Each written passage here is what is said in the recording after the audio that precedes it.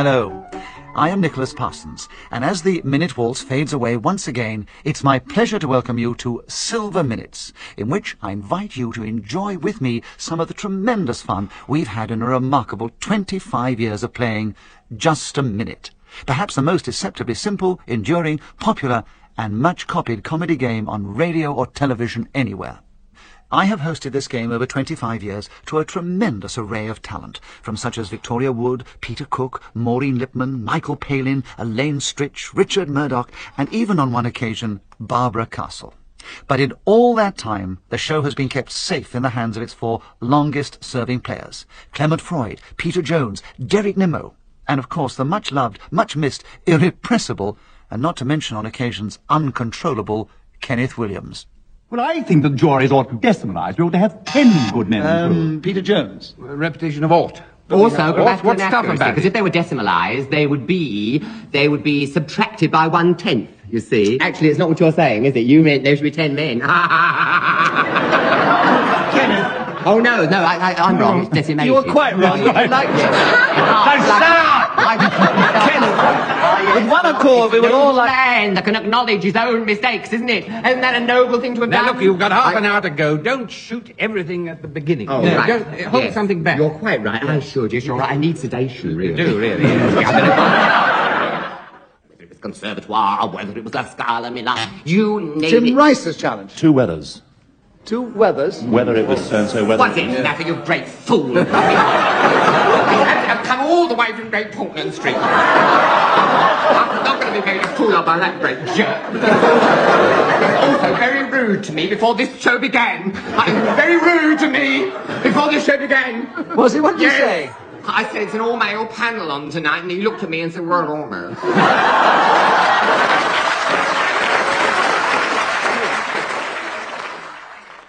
Kenneth the Cult.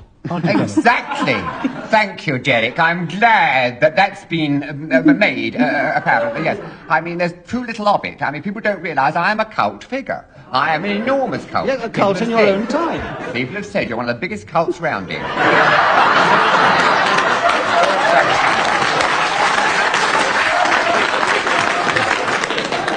Thank you, Derek. And only you would dare say that. Thank you. What a daunting prospect for anyone to appear for the first time on the programme, with the talents of its regulars lined up against you. And many who aren't daunted when they start suddenly realise it's not as easy as it sounds when quietly listening at home in the bath. Here are some of those first outings. I've had this thing in the cellar now for about 7 or 8 years, and I've asked the council to come round and investigate it, and they've said, frankly, it's nothing to do with us. So one night I decided to go down and investigate it for myself, and what I found was a jelly-like... Sandy Toksvig, you've challenged. I don't know, I'm just guessing, but I think repetition on investigate. Absolutely right. The council asked to investigate, and then he went down to investigate. Well, a lot of investigating. I didn't believe him, though. I don't believe the council went to investigate anything. I think that's a lot of nonsense. Well, you could have had him for deviation, you see. I could have had him for a lot of things, but I haven't got time. Yeah, Sandy, you have the subject, the first time to speak on Just a Minute. The best of luck to you. There are 16 seconds left. The subject is The Thing in the Cellar, starting now. We've got a... And Derek Nimmo has challenged. Rather mean hesitation, I'm afraid. Yes. Well, I was just sort of trigger happy, I'm terribly sorry. I disagree Long years entirely, Derek. So, Sandy, you have a point for an incorrect challenge, but do start a bit quicker next time. And Sorry. there are 14 seconds on The Thing in the Cellar, starting now. We've got a thing in our cellar. And the Freud challenge. Deviation. Why? She started very quickly. It's so pleasing some men. You start slowly, you start quickly. What I want to know... It's always the woman's fault, have you noticed? And Sandy, there are 13 seconds left for The Thing in the Cellar, starting now. We've got a thing in our cellar, and it's my grandfather. He's been going off for some time now. I think it's his feet. They're gangrenous. He got that by standing in trenches in France. There was no war going on. He just liked to go and dig trenches in France. Clement Freud challenge. Trenches. There were too many trenches he stood in, I'm afraid. I think yes. that's what it was, yeah. I know, and Clement's got him in 1 second. Kenneth, can you tell us something about my other self in 60 seconds, starting now? My other self, And Peter Cook has challenged right away. Peter. I thought I'd better get in early, because otherwise I might not be noticed, and I had to bring up the possibility of deviation here. The other self, which has been talked about, which self is he talking about, and has he deviated from himself while he was talking about himself? Well, the only deviation that's occurred is the fellow never even started. So it was a wrong challenge, Peter, but nice to hear from you, and the listeners now know you're here as well and didn't miss your bus. I thought he did awfully well there. Yes, and that was Barry Took. And Kenneth Williams still has the subject with a point for a wrong challenge, of course. And there are 58 seconds on My Other Self starting now. Many times people say, oh, how wonderful it was to have the veil, as it were, lifted on your proclivities. We do like to see this kind of thing. And, of course, it is true that when we do see something which we didn't think... Peter Cook, a challenge. There's a constant stream of wee-wees.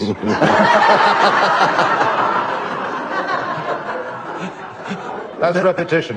That was repetition, yes. And, Peter, I give you the correct challenge. A point for that, of course. And there are 9 seconds left on My Other Self, starting now. I like to think my other self is still where I always used to keep it, on my mother's shelf. She believes that that part of me that she adores... Victoria, your turn to begin. The subject is My Plums, starting now. Derek, no challenge. She didn't stop. I thought there was. I know, I but thought she there would be a hasn't- noise to tell me when to start. Yes, I am the just got noise. here. I mean, I can't be expected to know whether you're supposed to start or not. So I thought there'd be a noise. If you'd been on time, we wouldn't have had this problem. The subject is My Plums. Victoria Wood is going to talk, if she can. I can. When I say now, now! Oh, my plums are under the sink in my kitchen, which has got red and white wallpaper, and they're jammed behind the waste pipe, and they're in yellow and green tins. And every so often, I'll take out a tin and I'll open it. I'll put it in my favourite bowl, which has got red and blue stripes around, and it's white china. Derek Nimmo challenge. Repetition of red. You had red and blue There were wallpaper. different shades of red, actually.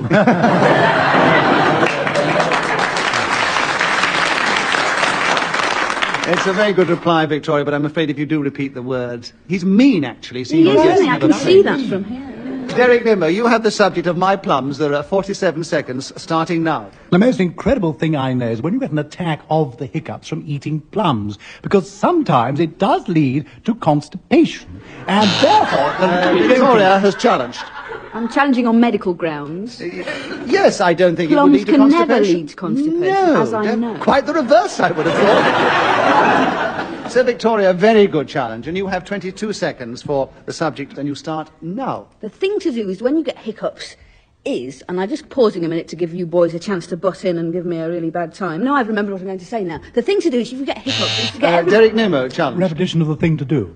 Yes, but she was giving you the chance to butt in, which you didn't do before, and as you did it You then... said thing to do. I I didn't want think to that butt was up. absolutely I rotten. didn't want to guess. butt in She's on a come all the way mean from cat. Morecambe. Oh, well. And the train was late.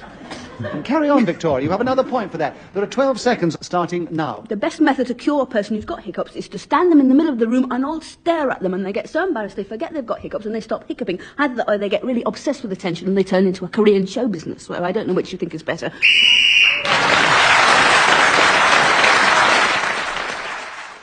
Stephen Fry, will you take the next round? And the subject we've chosen for you is Wilhelm Furtwängler. Can you tell us something about that? I'm sure it's been specially chosen for you, but there are 60 seconds to keep going if you can, starting now. Well, Wilhelm Furtwängler, as he should probably be pronounced, because there's an umlaut on the A in his name, was a great Germanic conductor.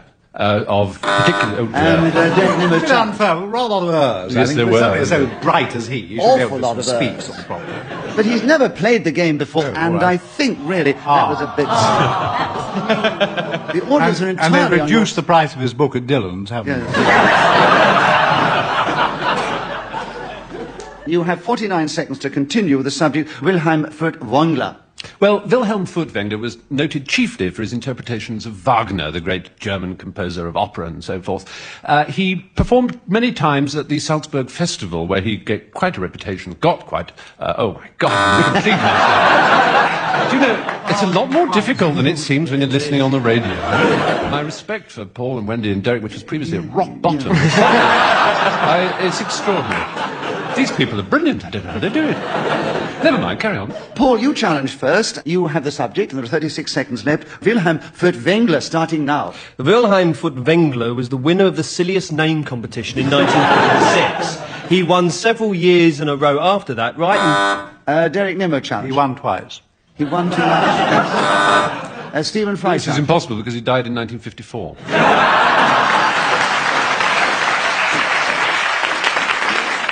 Yes, but his name lives on. I think the one you were talking about, the real one, was different to the one Paul was. So, Derek, you had a correct challenge. 26 seconds on Wilhelm Furtwängler, starting now. I was wandering in this rather seedy part of Hamburg, and this man came up to me and said, "My name is Wilhelm Furtwängler." I thought, an extraordinary Stephen Challenge. There's an extraordinary hesitation, I thought. Extraordinary hesitation, I quite agree. And you have 13 seconds on the subject, starting now. His interpretation of Tristan and Isolde with Alfred Suthaus as the eponym, and... why did I bother? What a hard time the women are given, trying to get a foot in the door of this jovial male bastion. But many have succeeded with great entertainment value and made the show their own, particularly Sheila Hancock and Wendy Richard. Here are some contributions from them and other favourite guests. I don't have any garden gnomes. In actual fact, I don't have a garden. I have a patio on which... Paul Merton Challenge. Well, deviation, because you had a garden in the last round and now you don't. If I hadn't have come to the end of my minute, I would have said that. I'm continuing on with me gnomes from the worms. But the serial started with a lie because you said you had a garden. If I'd have had more seconds, I would have told them I haven't got a garden. But you said you had a garden. Yes, well, she blew the whistle, didn't she? I didn't say Have that. property developers moved in the last minute? I think I'll go home now. You were, Wendy, you were whinging on about not having worms. Right. And then you continued whinging by saying you didn't have any gnomes. And people were beginning to look quite upset about it. Oh, all right, then. The thing is, Paul, shut up, Richard. What do you keep buzzing for? I spotted something. Oh, yes, She what have you... repeated several words, have. You're a bit late, Richard. We've got forecast. Well, you didn't give me a chance to get in. You've been talking a lot of rubbish. I haven't opened my mouth. Everybody else was arguing. All right, I'll return. Give Richard Murdoch a bonus point for the haves, because we return. haven't heard from him yet. So, Wendy, you keep the subject. You have another point, and it's garden gnomes, and there are 54 seconds left, starting now. I don't have a garden gnome, but I have a duck. Richard's challenge. She said have twice. Yes, I know she did.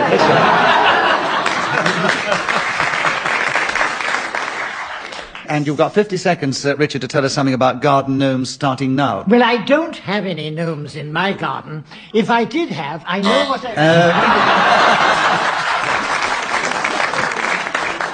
Oh, I'm a newcomer, aren't I? Yes.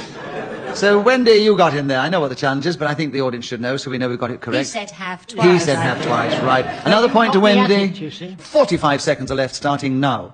I don't have any garden gnomes, but I had... Paul Merton. Do you realise we've been about garden gnomes for 5 minutes? And we don't know whether she's got any or not. Wendy, you've got another point. And the subject back of garden gnomes, we're fascinated to know what you're going to say now. 35 seconds left to hear from you. And Paul Merton's challenge. I just wanted to come in before she said, I have no garden gnome.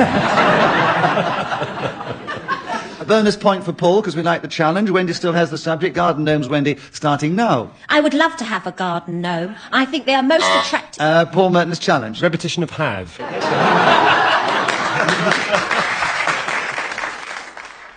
There are also these messages that people send. Sheila Hancock. We've had messages. No, we haven't. The lady in the audience just said so. She's not playing just a minute.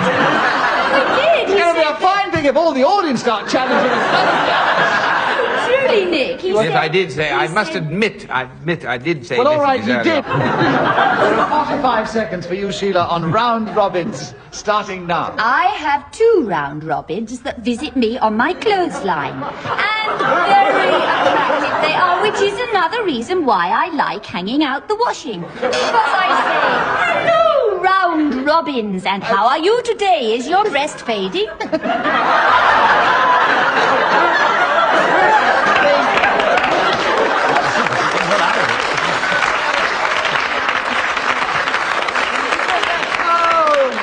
Sheila deserves a bonus for that wonderful line. We've got to give her one for that, but Kenneth challenge before that. Deviation, of course. Subject's round robins, not hanging out the washing. We've already had that. Kenneth, you did repeat the word washing, so you have a point and 33 You seconds. didn't challenge me on that. Yes, I did. Repetition. I said repetition was my challenge. You did. I did. Now, look here, Sheila. We cannot have people arguing with each other. 32 seconds, Kenneth, on round robins, starting now. Round robins are so called because no human being has yet lived to see a square one. I have to pause there. I haven't really stopped talking, but I have to pause because the audience loved their interrupting. My natural flow was there. Yeah, all right, Derek's turn as well. Additional natural flow. Kenneth, you have 19 seconds to continue on round robins, starting now. Well, I don't really want to continue on terribly, but on the other hand, I feel incumbent upon me. Right, if he doesn't want to, let me have it. All right, Sheila. 7 seconds on round robin, starting now. Robin Ray, however, is decidedly not round. Peter Jones is challenged. Robin Ray is not round, she says herself, so it's not talking about round robin. Robins, it's devious. Perfectly well done. Oh, that's a good one. There's a very good one. That's a good one. You're very wonderful. And you have 1.5 seconds on round robins, starting now. Very nasty little birds they are.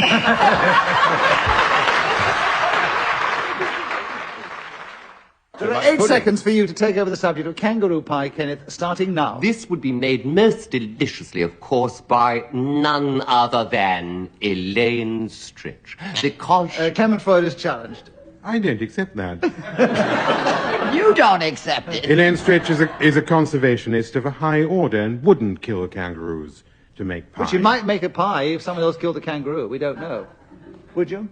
Well, I don't know what to do in this game, honestly. I've never been so terrified in my whole life.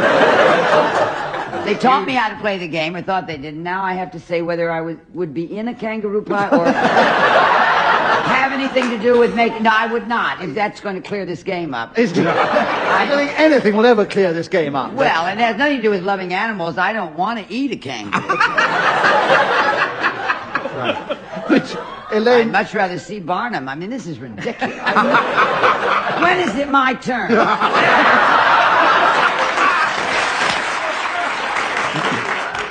We give Elaine a bonus point for her contribution to the show. And another point for having let me off the hook on my next decision, which is that Clement Freud was correct. So you go on for another second, Clement, on kangaroo pie, starting now. You can get it in tins in Melbourne.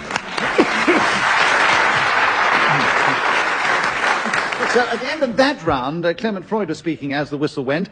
And, sorry, Elaine, it's not your turn to speak yet. All right. So the subject is what makes me fall about laughing. And there are 60 seconds starting now. It is unquestionably Frankie Howard. I remember him talking about going down to Checkers. And he said, I was trying to get in there to see Macmillan, you know, the lovely spread he's got there. Elaine Stritch, you've challenged. I can't hear you.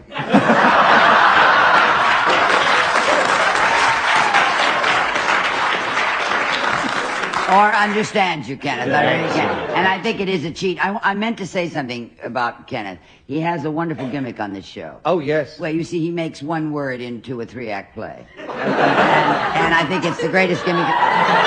And you can't challenge him on it, but that I just take. I don't mean to be unkind or anything, but I just couldn't hear it. Don't worry. Don't be inhibited. Everybody is in this show. But I'll get used to it if I'm asked back. But he did repeat the word there, which is... Oh, that has nothing to do with it. It has everything to do with it.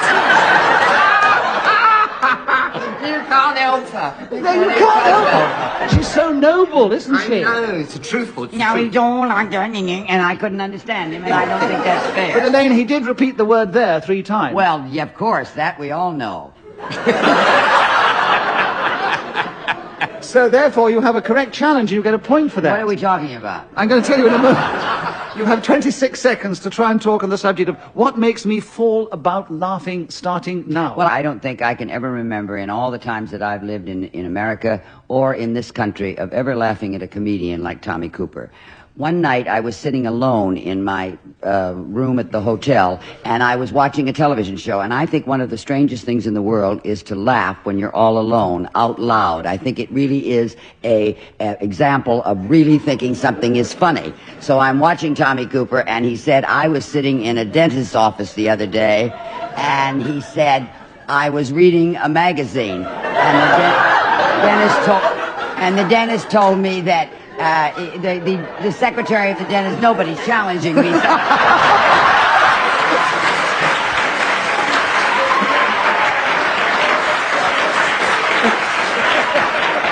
You're welcome.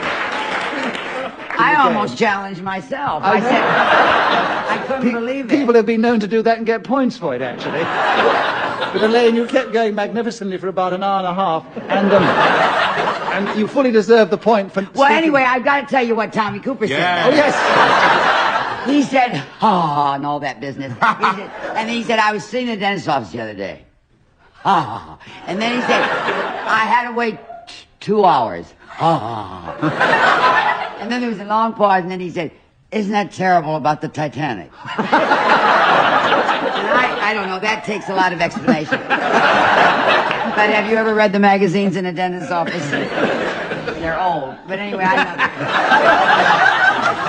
And that's what makes me fall about laughing as opposed to this show. Elaine, you get a point for speaking when the whistle should have been blown by Messiter. Really, be honest with me. I repeated myself, didn't I? You did, yes. I would complain that you're not decipherable. You can't be heard properly. But listen, Kenneth. Tell him. I don't want to go home and then have this show broadcast and then say, how was I? And somebody would say, well, they were very nice to you. I mean, that really isn't going to cut well with me, so I want to be treated just like the rest of the gang. Right. Actually, I can tell you something, Elaine. They've actually treated you rather toughly, because that's a mean thing to do with what they've done. Right. And they only do that to people that they not only love, but people they know are good at the game. All the time I thought it was because I was attractive, Nicholas. And I'm going to keep that thought and go home with it. So the hell with all of you. Just don't understand. In the sadness of losing Kenneth Williams, many wondered whether Just a Minute might die with him. But the joy of the game is its ability to encompass an enormous range of different new talents, many with a great affection for the show. One aspiring young comedian, after writing to the then producer asking to be on the show, the only time he's ever done such a thing in his whole career, was eventually invited to take on the difficult task of appearing in the first series without Kenneth Williams. Paul Merton rose splendidly to the challenge to become a new regular and confirm the programme was alive and well, as you can hear in this golden minute from one of his first shows. Paul, will you take the next round? The subject is My Pet, starting now. My pet is a cat called Zuby. This cat is a peculiarly stupid cat. Derek Nimmo challenged. 2 cats. There were 2 cats, yes, and you only got 1, I'm sure, so that's repetition. If the cat was a schizophrenic, would that help me in any way?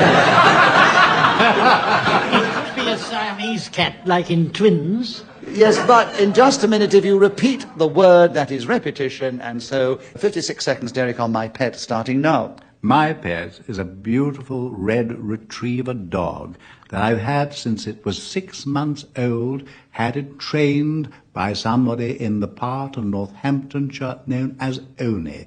It is a great chum to me. It is a personal friend with an ability to... Paul Merton challenge. I think you should extend your social life if this... if this red retriever is a personal friend...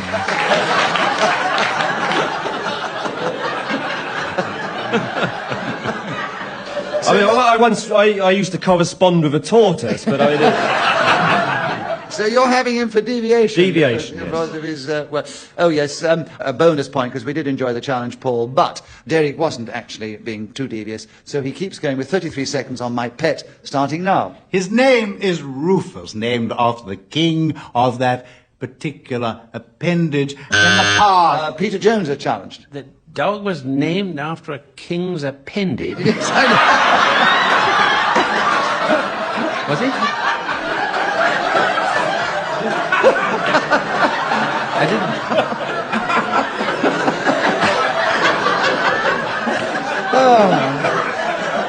Is that the reason you became friends?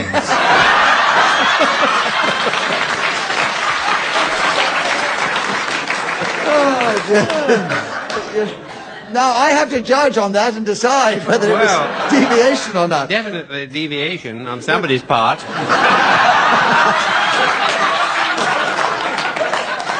He was Whatever trying happens, it on Peter, the you're going dog. to get a bonus point for your challenge, I can tell you that right away. I think what I'm going to do in this situation is put this to the superior wisdom and judgment of our charming I'm audience. fed up with this bloody dog. It doesn't exist. Hate dogs. So much for friendship. You're appearing on Radio 4. This poor dog's at home waiting for you. personal friend, probably whipped up a custard or something. And now you've thrown the whole thing out of the window and given it over to Peter Jones. 23 seconds on my pet, starting now. My pet was a blue rabbit called Jimmy. Challenged. I would suggest that you weren't heating it properly. Probably keep it indoors and it... Blue chinchilla rabbit, that's what it was. Right. Well, save it, Peter, because Paul gets another point because we like the challenge. Peter keeps the subject and a point for an incorrect challenge. 20 seconds left, starting now. But after a couple of years, I must say, I had to admit, it was rather boring. It didn't sort of give anything much. A rabbit is pretty, you know... Derek Nimmo challenge. Well, hesitation and repetition of rabbit. Yes, I agree with you, Derek, but only 1 point, I'm afraid. But 11 seconds on my pet, starting now. My wife calls me my pet. Paul, I know your challenge, but come on, Paul, yes. No, I was going to say repetition of my, but of course that's included in No, I thought you were going to say if his golden retriever was his pet, how can he be the pet to his wife as well? No, I wasn't going to say that. Mainly because I don't understand what you just said. There was no logic in it. Then you're probably still upset about Sale of the Century being cancelled. So. Did your wife have you trained by this man in Northampton?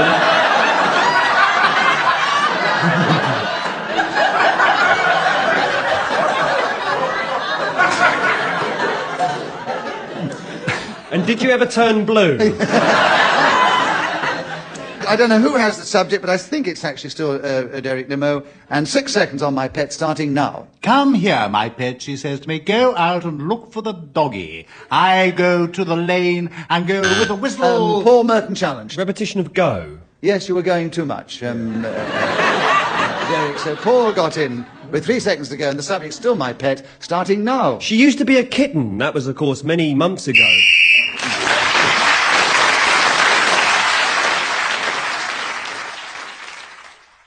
One other performer who's been with the programme for all 25 highly enjoyable years is, of course, myself. More often than not hemmed in, browbeaten, in the thick of it, on the receiving end of all their brickbats. Well, I leave you with some of the skirmishes between myself and the unruly mob who've sparred around me over the years. I do hope you've been entertained by this edition of Silver Minutes, and will join me for the second part, in which I will be enjoying again some of the witty and underhand ruses resorted to by our many panellists in their 25-year struggle to keep talking for just a minute. Until then, from all the panellists featured, from researcher Mark Lewison, the creator of the game Ian Messiter, the producer Sarah Smith, and myself, Nicholas Parsons, goodbye. Cheek is when someone of diminished responsibility goes to the British Broadcasting Corporation and elects to be chairman of a panel game on the basis that he might have some idea of how to control people whose multisyllabic words he doesn't understand, whose meaning he is unable to comprehend, and whose hours of time he is unable to keep. I've now said unable 3 times, and because nobody's interrupted me, only... Well, I'm not interrupting because I'm enjoying it. I should have challenged because I did hear it, but I wasn't giving it my attention. I still can't get over this business about you getting more money than we're getting.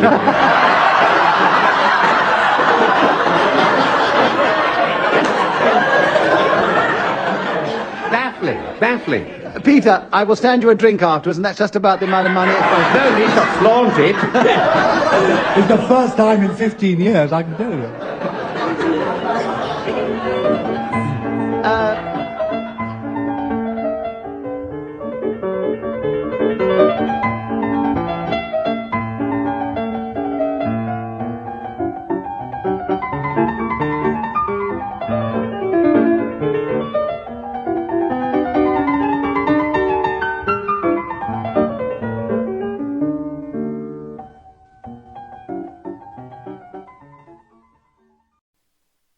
But now on Radio 4, it's time to celebrate a 35th birthday. Welcome to this special edition of Just a Minute.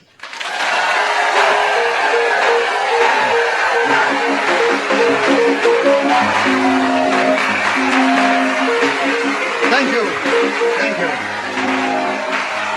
Hello.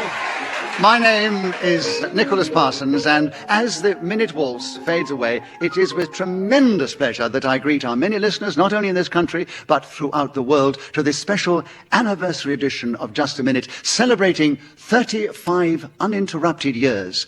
And we are back at the Playhouse Theatre in London, which is on the edge of West End Theatreland, where we did the very first recording all those 35 years ago. And we have a very distinguished audience, some important people from the BBC, naturally, some amazing representatives of the glitterati of show business, as well as a number of very distinguished people who have appeared in the show in the past and who have come back to take part today.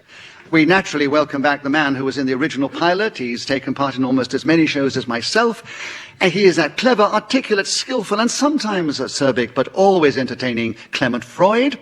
And someone who's played with great success in the early recordings, giving the unruly boys on the team then a run for their money.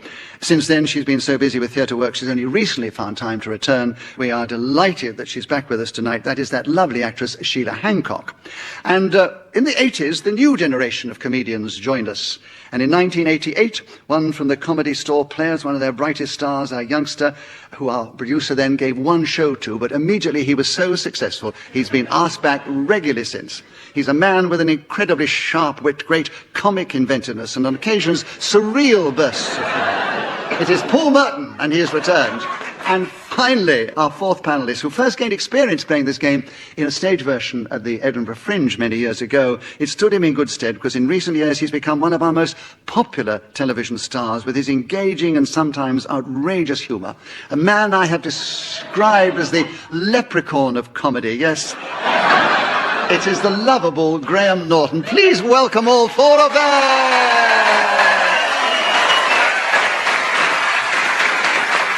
As usual, I am going to ask them to speak on the subject that I give them, and they will try and do that without hesitation, repetition, or deviating from that subject. Beside me sits Claire Bartlett, who's going to help me keep the score. She will blow a whistle when the 60 seconds are up. And we have one or two innovations in this show, which is not in an hour long, and we have one or two distinguished people in the audience who have played the game before. And we're going to ask one or two of them to set one or two of the questions, the subjects, I should say. So Malcolm Messiter's with us. Now, he is the son of Ian Messiter, who created this amazing game. Thank you very Lovely much. to have you with us. And would you like to set a subject for Paul Merton? Yes, I think the subject's going to be just a minute in the year 2050.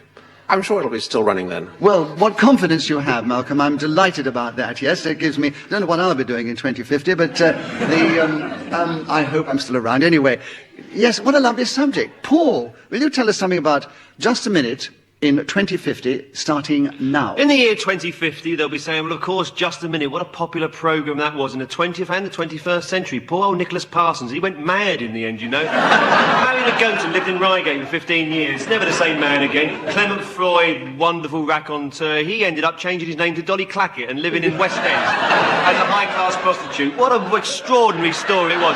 Who would have thought those humble beginnings would have led to such a torturous existence in the end? Sheila Hancock, of course, became queen, and it was considered an extraordinary piece of promotion, but everybody's very happy because she looks so very good on the stamps. And Graham Norton also, as you remember, married Liz Hurley, a shock announcement of the show.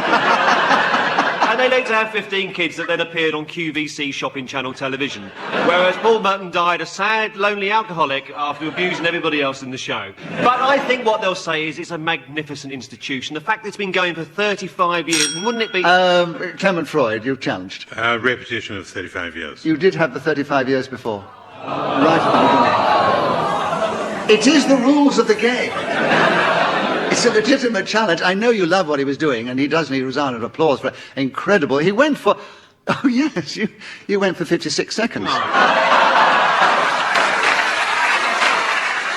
No, we don't interpret that as meanness. We say that is the rules, and Clement, you've got in with a correct challenge of a repetition. So you get a point for that, of course. And you haven't won any friends in the audience, but you take over the subject. 4 seconds to go. Just a minute in 2050, starting now. I shall... Paul challenge. Oh, hesitation, I'm afraid. Because the audience clapped and they enjoyed what you did, we'll give you a bonus point because you didn't get anything for those 56 seconds. That's the least I can do. But Clement was interrupted. It wasn't hesitation. He gets another point, and he has 3.5 seconds. Just a minute. In 2020, Clement, starting now. I shall be 126 years old, and I... And Clement Roy got a number of points, so naturally he's in the lead. Right. In our audience, we have Giles Brandreth, who has played the game with tremendous skill and panache in the past. He's now, of course, doing his show in the West End of London. But, Giles, have you got a subject for Graham Norton? Yes, Nicholas. When I was a boy, my contemporaries chose James Dean as their role model, or Che Guevara, whereas I chose Nicholas Parsons. And I think that explains everything that's happened to me since. It certainly explains why, as you say, I'm appearing in the West End in a golden codpiece, black stockings, and a purple suspender belt. So I'm following your example. And as a tribute to you, Nicholas, style icon, guru, life coach, the subject I am offering is suspenders.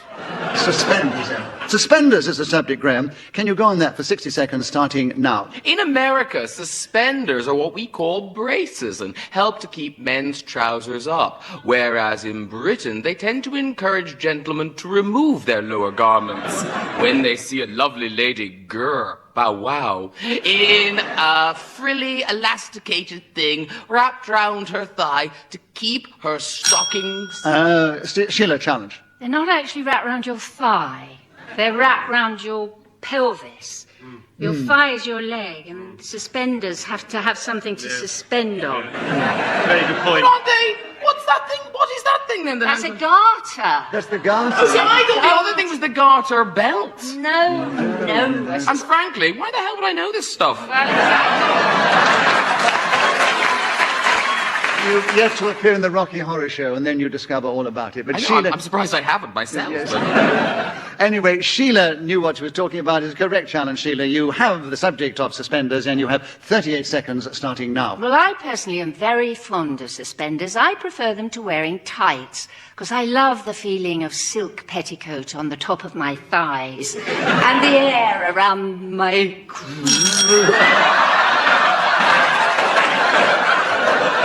Well, Paul's challenge saved you there, I think, Sheila. So, Paul, what was your challenge? Decency in broadcasting. Well, you know what I mean. I couldn't think of the word. I know. Thank God for that. So, Paul, a correct challenge, 25 seconds available, suspenders starting now. Albert Pierpoint, the last hangman in Britain, could judge a man's weight by simply shaking hands with him, and what he would do on the night of a hanging would knock on the former prisoner's door and shake his hand. And Graham challenge. He said hello again. He shook his hand too many times. Shake. Yes, shake. Yes, shook hand. That's right, yes. Right, great. Yes. Suspenders back with you, 12 seconds starting now. Suspenders are sort of New Zealand backpackers who love... Sheila challenge. Bit of a hesitate. Yes, Had an there was a bit of a hesitation. You're not really good on suspenders, are you, Graham? No. Sheila, you had a correct challenge. You've got 7 seconds. Suspenders starting now. When I was very young, you learnt to wear stockings with suspenders. Paul challenge. Repetition of stockings. You said stockings before, Did Sheila. I? Yes, unfortunately you did. So Paul's got in with a sharp challenge there. 4 seconds to go. Suspenders with you, Paul, starting now. Some people think the finest suspender material in the world is undoubtedly concrete. Whoever is speaking when the whistle goes gains an extra point. This occasion it was Paul Merton. So with the other points in that round, he's gone one ahead of Clement Freud into the lead, followed by Sheila Hancock and Graham Norton. And the next subject I'm going to give, and it's for you, Sheila, it's my inner child. Something warm and touching. Will you talk on that subject? 60 seconds starting now. Well, this is a subject that I do know a bit about because I spent quite a lot of time coming to terms with my inner child. I went to groups who told me that, owing to the fact that I'd had a difficult childhood, that was why I was a vile adult. And if I could only come to terms with the fact... Oh, I've done that twice. Yes, you have. Right, Graham, your light came on first, so we're going to hear about your inner child now. Great. And there are 41 seconds. starting now. My inner child appears to be very hungry. Yesterday, he ate 25 party sausage rolls. I wish I was joking, but no. Savaged them down. He's also a little unruly and often doesn't tidy my stomach properly. And I don't know what he gets up to do sometimes either. Stop it. Sheila challenge. He doesn't know what he's talking No, about. you're fine. Well, the amusing thing in just a minute is, as long as you keep going, you don't hesitate, repeat anything, or deviate, you don't need actually... No, I didn't. No! I never did that. When you hear the recording, you'll hear that you went... And Sheila, I'll phone you and apologise. But for now, I don't think I did that. And actually, Graham, I don't think you did either. We're still with you, Graham, having got another point. 25 seconds starting now. My inner child is obsessed by and an expert on suspenders. That child can rant on for hours about the difference between a garter, who'd confuse that, with the thing that could be wrapped around a woman's thigh, and I've forgotten what that's Clement Freud challenged. Repetition of thigh. You had the thigh before. in the last round. Yes, that's right. Well, last round. I didn't have it in this round, you know. We'll fill this hour-long special quite quickly if we can't repeat words we said in our life. I know. I think it was the mere mention of the word thigh, and Clement came to life, and so...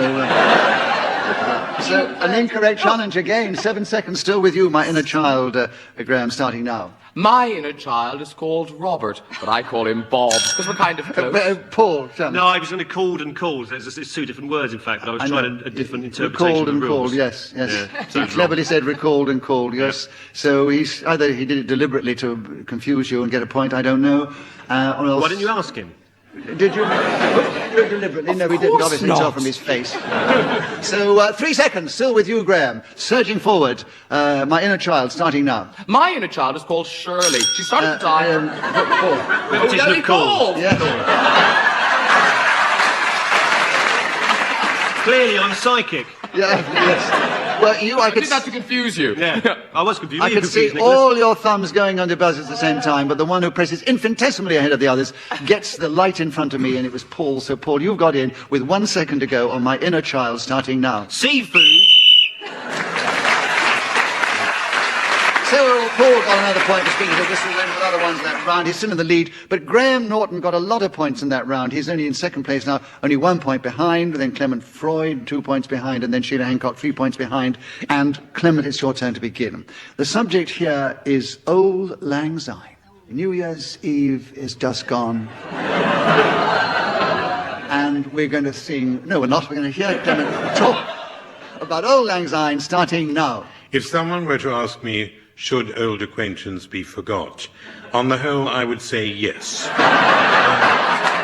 Auld Lang Syne is on the Carlisle Road and is a post which directs you to Auld Lang. I've never myself...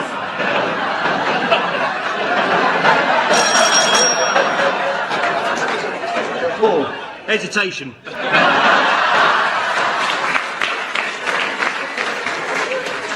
Stop. Did you hear him, Nicholas? He stopped. No, for once I wasn't concentrating. I was getting a message. And so I don't get many From the messages. other world? Does the name Elvis Presley mean anything to anybody here? It was coming from another world, and since it was from our producer in the box, and so I didn't concentrate for a moment. I have to ask you, to be honest, Clement, did you pause?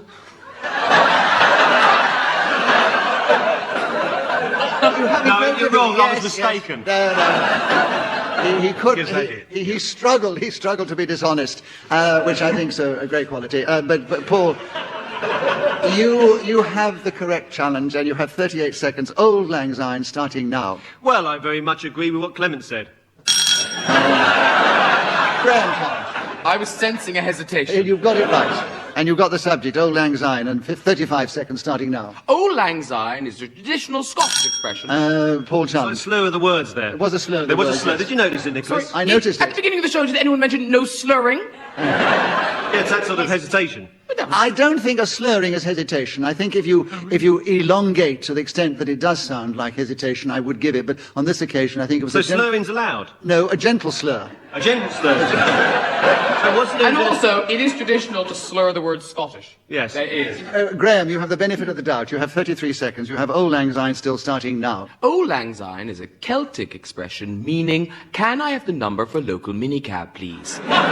Certainly, that seems to be the only useful thing it could mean on New Year's Eve. I said mean twice. Paul challenge. Well, Graham got it just before me. He said mean twice. You said mean before. Yes, Yes, you did. Correct challenge, Paul. 22 seconds available. Old Lang Syne with you starting now. Well, I haven't really got anything to what Clement added.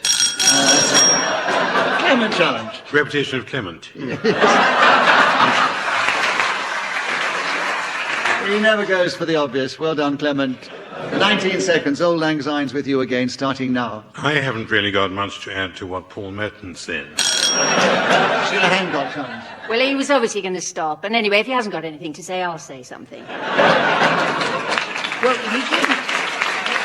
If I'm going to be scrupulously fair, he didn't actually stop at that moment. No. So really, to be fair, and I must always be fair to everybody, Clement, it's another point to you, and you carry on if you want to. 15 seconds, Old Lang Syne, starting now. What Sheila Hancock was going to say is that Old Lang Syne... Paul challenge. Repetition of say. Yes, you did say before. Say Paul Merton, say Sheila Hancock. Yes, right. Sid. You don't need to emphasise it, Paul. I did hear it. 11 seconds. There's only once I stopped listening, and... But it was for 35 years. And you rotten lot out there applauding! Paul, 11 seconds. Old Lang Syne, starting now. I think many, perhaps, Han and Leon. I wasn't understanding it. No, nor was I. I think we call that deviation from English as we I understand call it. that a gentle slur. Yeah, that's what it was. No. There was no slurring. It was completely unintelligible. As opposed to slurring. As opposed to slurring. Slurring is intelligible. Just write no, that down. you can Slurring is intelligible. New rule. If I was to say Paul Merton... Yeah, you'd be having a stroke. No, you're not saying it. So... And how unlucky would that be on this special night? It's been an hour, though.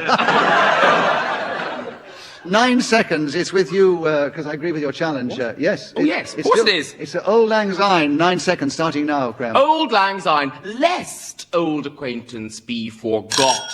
Have we had all this before? Old acquaintance? No, Not by me. Not by him, as Clement talked about old acquaintance. Oh, I knew I'd heard it somewhere. Yes. 4 seconds, still with you, Graham. Old Lang Syne, starting now.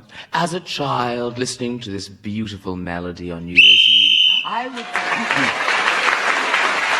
So, Graham Norton, with the subject, getting points on the subject, including one for speaking as the whistle went, has surged forward. He's now in the lead, one ahead of Paul Merton and a few ahead of Clement Freud and Sheila Hancock in that order. And in our audience, we have the lovely Jenny Eclair. And Jenny's come to support us. She's supported us by being brilliant in the show on a number of occasions. The microphone is in front of her. Jenny, would you please give a subject to Graham Norton? Oh, sorry, Graham, this is fiendishly difficult. Speaking in tongues. I'm sorry, Doug. That shirt is so wasted on radio. I should explain to our listeners that Graham is wearing one of the outrageous shirts he wears on his television series, and in fact, it's a complete see-through. It's not! No, Sheila Hancock was backstage going, I can see your nipples. I was like, get away, back off! Well, I can see them from here, Graham, actually. No, because you're staring, it's covered in sequins. It's sort of I know, but nipples covered in sequins are very exciting. Anyway, let's... Now I feel sick.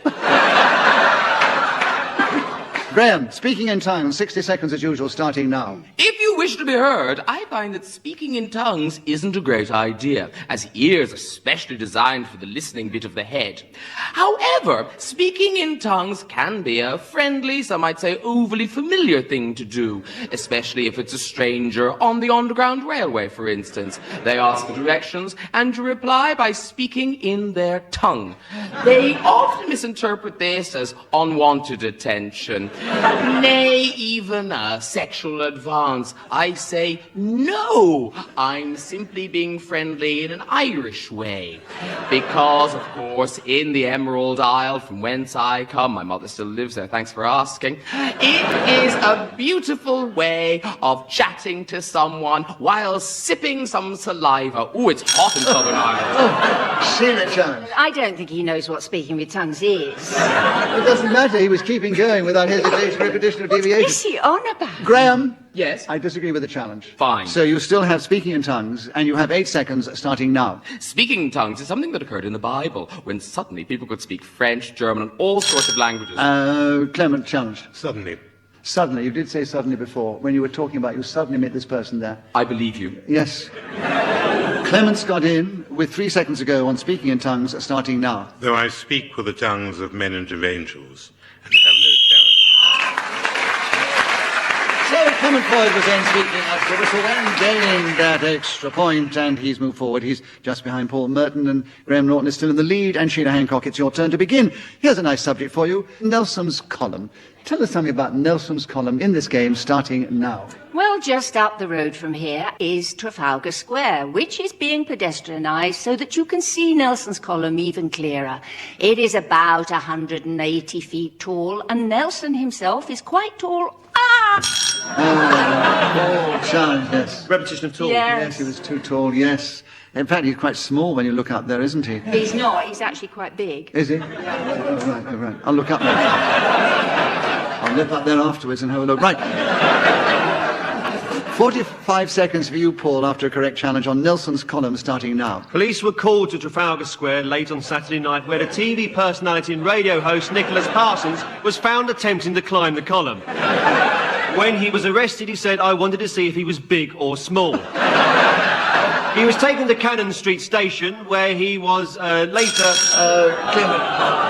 Oh, I know. You wanted to go on that one, didn't you? Just because it was mocking me, wasn't it?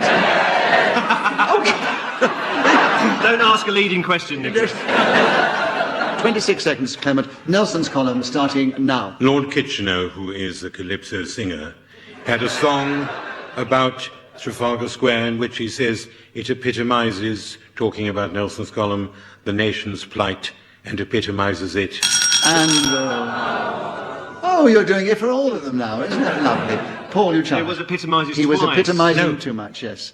And it's a word that hasn't been used much in this series. I said epitomize and epitomizes.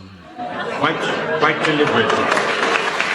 If he says he did it deliberately, then, you know, I'll withdraw if you want. I will give you the benefit of the doubt. I must say there was a touch of slur there, so I wasn't... 12 seconds with you still, Clement. Nelson's column, starting now. The words I said before, from a very great height. It rather loses the impact. Poor challenge. Hesitation. There was a hesitation, yes. And this time you're in there, Paul. More on Nelson's column. 5 seconds, starting now. The pigeons used to fly around the top of Nelson's head, and he was very upset. So one day...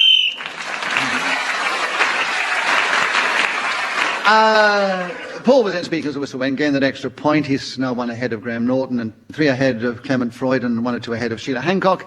And Charles Collingwood is in our audience, who played the game for us in Edinburgh a couple of years ago. And, of course, a lot of you will know him better from The Archers as Brian.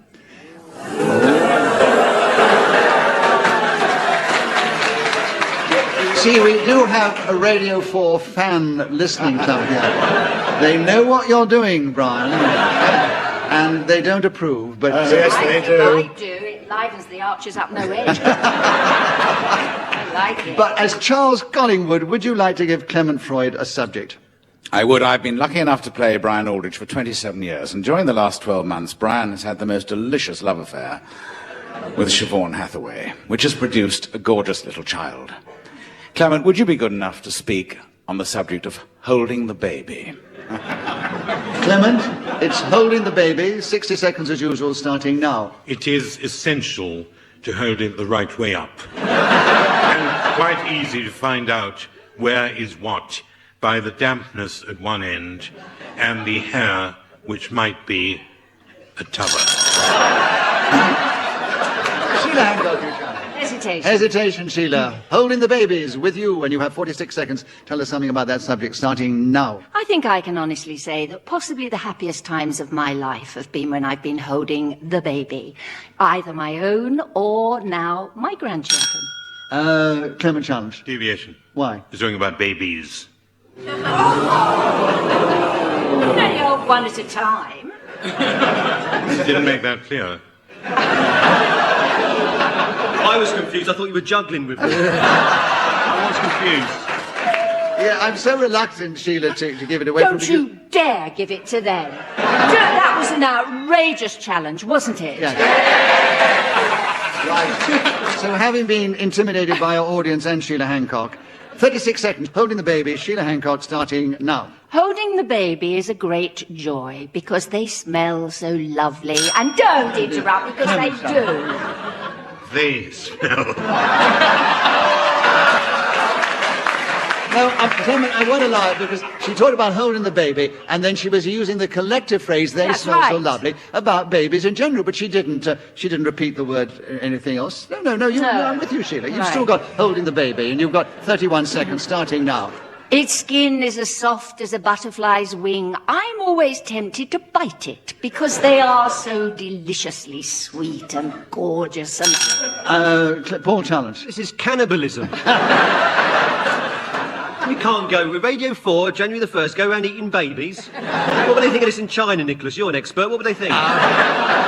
Well, we do get the letters from China. You get the letters, don't you? Yes, we do get the letters, and they do get confused by some of the traditions and mores of our Well, they'll think society. that's a tradition, eating the baby over here. That's no good, is it? I think she conveyed that that's what she's tempted to do, but she didn't carry through the action. That's the way Are I you understand sure? it. I do bite it, actually. Oh, my God. Where am I defending you, Sheila? Now you put me right in it, right? with Yes. love. I've You know heard what many women mothers know say, what I mean, you don't know, you? You know, yes, delicious. every mother has Their said, you know, little will say, bums. yes, it's so delicious. I like to put my teeth in. I've never heard of a mother who has bitten her baby, so I'm going to give you the benefit of the doubt again, Sheila. How much have I got now? You're getting lots of points, darling. But That's I the most know, but important how thing. long have I got to talk? 21 seconds. Oh, my God. Surely I've talked longer than that. No, you've been interrupted most of the time. Be a teenager by the time you're finished. 21 seconds, Sheila, starting now. I have a particularly clever way to hold the baby, which is going to be difficult to demonstrate on radio, but you sit it down. Grand challenge. I just thought I'd save you the trouble. I was going to try. Another incorrect challenge. Sheila, you've got another Yeah, point. You're right. doing well, right. 16 seconds, holding the baby, starting now. Then you form a Y with your forefinger and thumb and put it under the baby's chin and pat its back, and you'll find that the burps come up marvellously, rather than all that business of putting it on your shoulder, because then it sicks down your back. So, Sheila Hancock. So overexcited, I actually ran out of breath then. I know. Nearly I know. died on You air. obviously enjoyed the subject, and you managed to keep it, and with the generosity of some of the team, and you were speaking as the whistle went, you leapt forward, but alas, you're still in fourth place. But No, but it was a huge leap. She was only 1 point behind Clement Freud and only 2 points behind Graham Norton and 3 behind Paul Merton. So Helen Bowden, the head of Radio 4, is in our audience supporting us magnificently and doing a wonderful job keeping the standard of Radio 4 up to the standard and winning listeners all the time. Just keep going, Nicholas. Yes, well, there we are. Helen, have you got a subject you'd like to give to Paul Merton? Yes, Paul, I'd like to know why Just a Minute has lasted so long.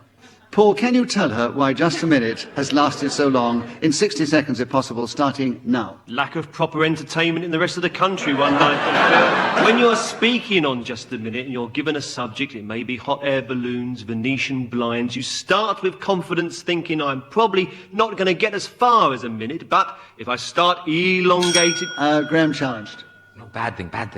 What's that? I know, I thought he said start or something He did twice. say start. Oh, said start twice then. Right. Yes, you did. Yeah, you did. Yes, Graham, come Oh, on. you can see Graham's inner child all the time. It's this shirt. It was a girl, was it? Yes, I do think the nice possible way is that your inner child is closer to the surface of your personality than most of us, Graham, and that's one of the reasons they love you so much. Absolutely. I feel sick again. So it was meant to be a nice compliment. No, it was a lovely thing to say. Right. 44 seconds. You tell us something about why Just a Minute has lasted so long. The main reason Just a Minute lasts so long is because people keep interrupting. They continually... Paul. Hesitation. Yes, because you interrupted. Right.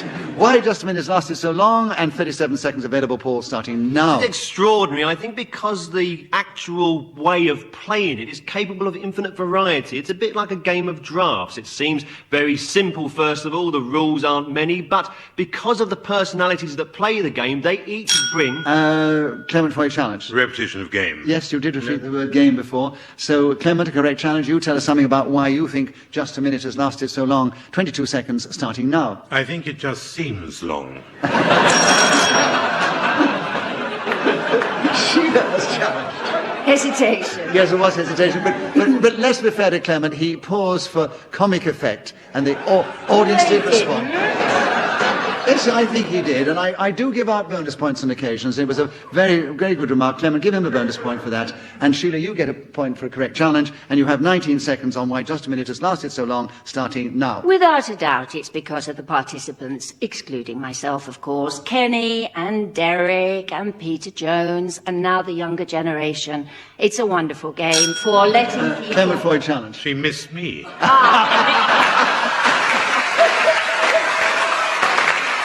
Clement, there's no easy way of saying this. I think I have to give you the benefit of the doubt, Sheila, and say you have another 7 seconds why Just a Minute's lasted so long, starting now. And, of course, the wise and witty Clement Freud and the fair and judgmental Nick Parsons. What would we have done? So it's now very, very close and even, as it should be in this special anniversary show. Sheila Hancock has moved forward. She's now equal in third place with Clement Freud. Only 1 point behind Graham Norton, and he's only 1 point behind Paul Merton. Oh, it's tension time, isn't it? They're not very tense, the audience.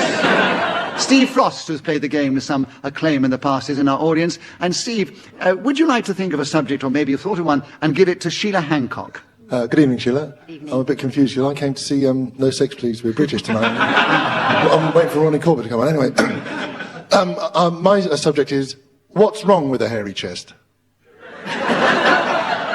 All right, Sheila, can you talk about what's wrong with a hairy chest? 60 seconds, Sheila, starting now. Well, as far as I'm concerned, nothing's wrong with a hairy chest, but I do prefer one that isn't, like Graham's that's showing through his little lacy jumper. Can I just say, and now I'm so pleased this has come up. You see, shirt not see-through because chest is hairy. Is it? Yes. Thank you very much. Yes, but they're little blondie hairs. I should explain to our listeners that at that particular point, and why the audience laughed, was because Graham bared his chest to Sheila, who had a very, very close look. And what was the reaction, Sheila? Well, it's sort of palely hairy. I think, in other words, Sheila, you would not describe it as a truly hairy chest. No, I wouldn't. Right, then you've got the subject still. Excuse me, I've placed personal ads. It's hairy. It may have hairs, but it's not hairy. It's hairy. All right, you can have the subject. I want to hear Graham on All the right. hairy chest. She's been very generous. She's let you have it, and you get the point now instead of Sheila. 53 seconds. You tell us something about what's wrong with a hairy chest, starting now. What's wrong with a hairy chest is that the hair is never content there. It seems determined to get to shoulders and back.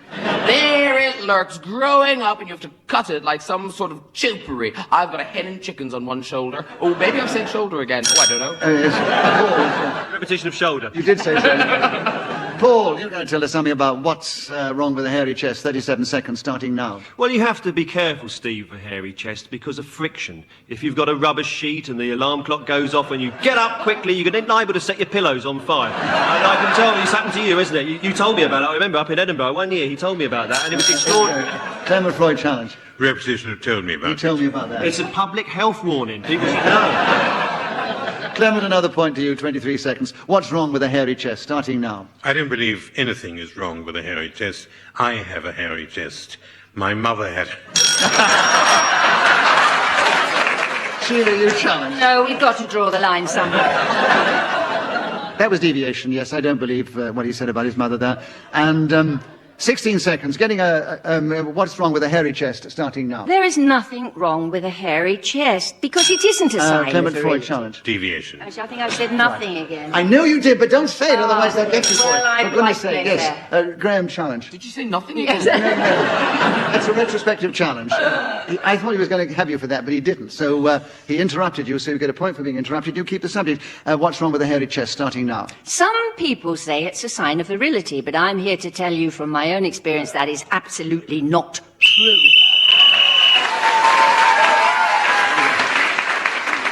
Right.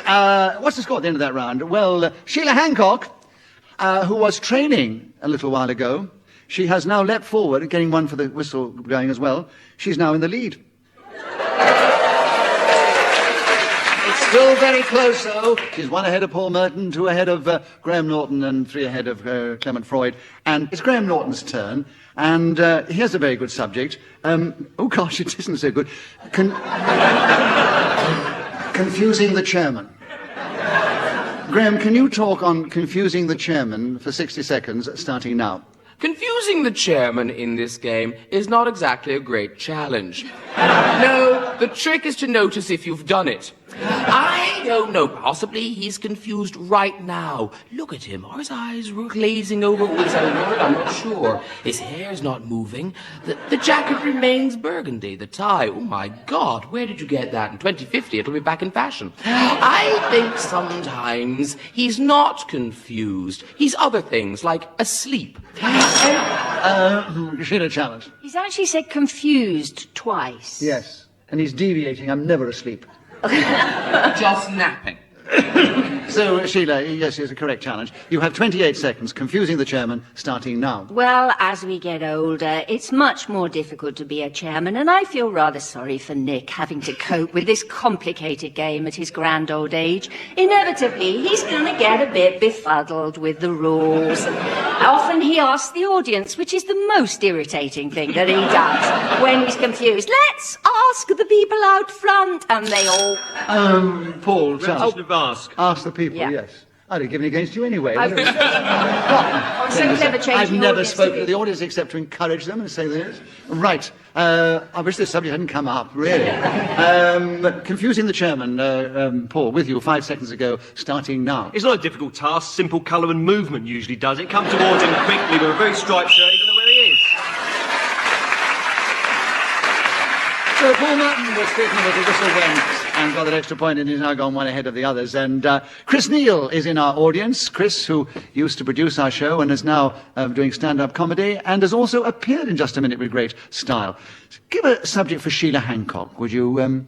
I certainly will. Thank you very much. I hope I haven't, in case anybody on the panel actually speaks about it, I hope I'm not casting aspersions. But I'm assuming anyone on the panel is actually over, and probably including you, Nick, as well, is over the age of 35. And I'm just, yeah. And I'm very pleased to report that I'm not. And so my subject is what I was like at 35. All right, well, that's a good subject. A difficult one, but Sheila, it's your turn to begin. And, well, actually, he said it for you. 60 seconds, starting now. Well, it's so long since I was 35 that I can barely remember it. All I know is I was very confused, and I had a 4-year-old child whose bottom I bit on regular. And it was the swinging 60s, so I spent quite a lot of time in miniskirts and Courage boots and Vidal Sassoon hairstyles with a lot of sick down the front from the said infant. Clement Freud challenge. Repetition of a lot of. Yes, there was a lot of, unfortunately. But Clement, you got now what I was like at 35, and there are 39 seconds starting now. When I was at 35 Wimpole Street, I had very heavily moustached upper lip. On the other hand, when... Paul challenge. Hesitation. And there was a hesitation, Paul. You've got 30 seconds, and you tell us something about what I was like at 35, starting now. Well, it was an extraordinary time being 35. It was only about 7 years ago, but I can remember it as if it was yesterday. Why, I was running through the fields, the corn blowing in my ears, the dandelions over by the corn, and then suddenly... What? Sheila Hancock challenge. Oh, I thought you said corn again. You did, he had too much you said corn. Corn and corner. Corner, yeah, sorry. Oh, did you say corn and corner, yes, corn and corner. Yes, confused, The old yes. corn and corner routine, corn and corner. You were going at such a pace, and you were a That's distance right. away from me. I should explain to our listeners, because That I'm it's senile. different, and the ways also... I'm in the centre. They're clapping in the wings, Nicholas. That's a bad sign. First of Running all, a book that you can't get to the end of the show. You don't believe a word any of the four of them say about me. And secondly, they are two on one side and two on the other, and Paul Merton and Graham Norton are furthest away, so it's sometimes difficult to catch exactly what they say, because I haven't got feedback yet. You are speaking. It was corner. It was corner, I accept that. So I heard that, and he's even further away from me. But you bite babies' bottoms, I mean... Yes, that's right. Yes, That's right. 18 seconds are available, Paul, for What I Was Like at 35, starting now. I don't think I was radically different at 35 to what I am now. Perhaps a bit more and maybe some less. There is an old... Clement Freud challenge. Hesitation. Yes, I agree with the hesitation. Dramatic pause, I'm afraid. Dramatic pause to work out the rubbish you just said. Isn't it interesting? It may be rubbish to you, it's a career to me. If they have a joke at my expense, you applaud. If I make one at their expense, you say, ooh. Right, 8 seconds with you, Clement. What I Was Like at 35, starting now. When I was at 35 Old Kent Road, it was much more fun than when I was at 35. Paul challenge. When I was? Yeah, when I was? Yeah, repetition. Well done, Paul, well listened. 2 seconds on What I Was Like at 35, starting now. I think if I ask you to picture a golden...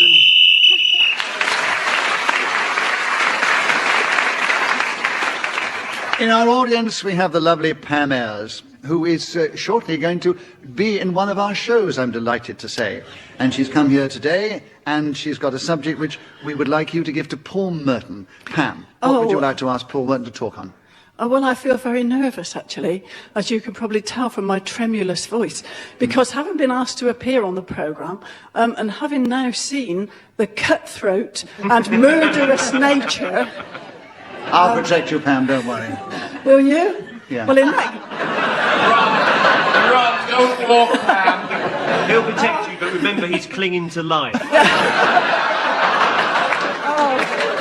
It may only be protection in the short term then. But in view of my fears and apprehension, I would like to ask you, Paul, how to win points, even by underhand means, on Just a Minute. Well, Pam, can we condense that to how to win points in just a minute and cut out the underhand means? Oh, you like that as well, do you? Well, I wouldn't mind a bit of underhand going.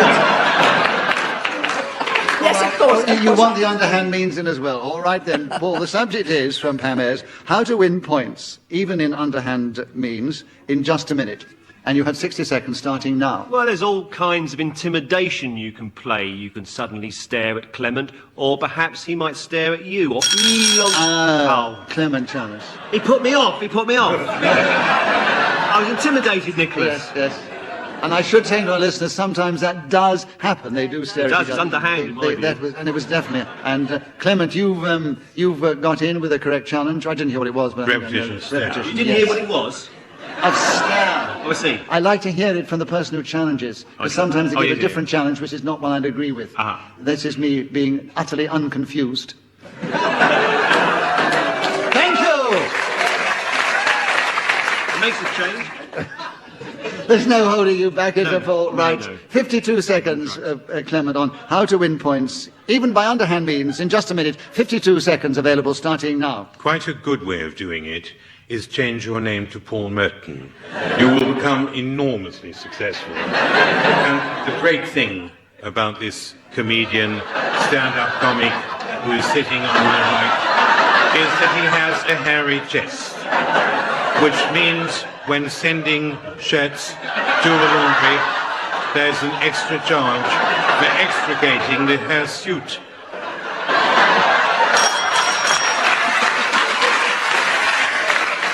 I'm sure our listeners' imagination went with that one, because Paul, by intimidating Clement, by undoing his shirt and showing his hairy chest, which the audience absolutely adored. I know it's the chest, or the fact that Clement so assiduously kept going in spite of that. And Paul, you challenged at one point. Hesitation, I'm afraid. I know there was, yes. I was willing him all the way. And you were.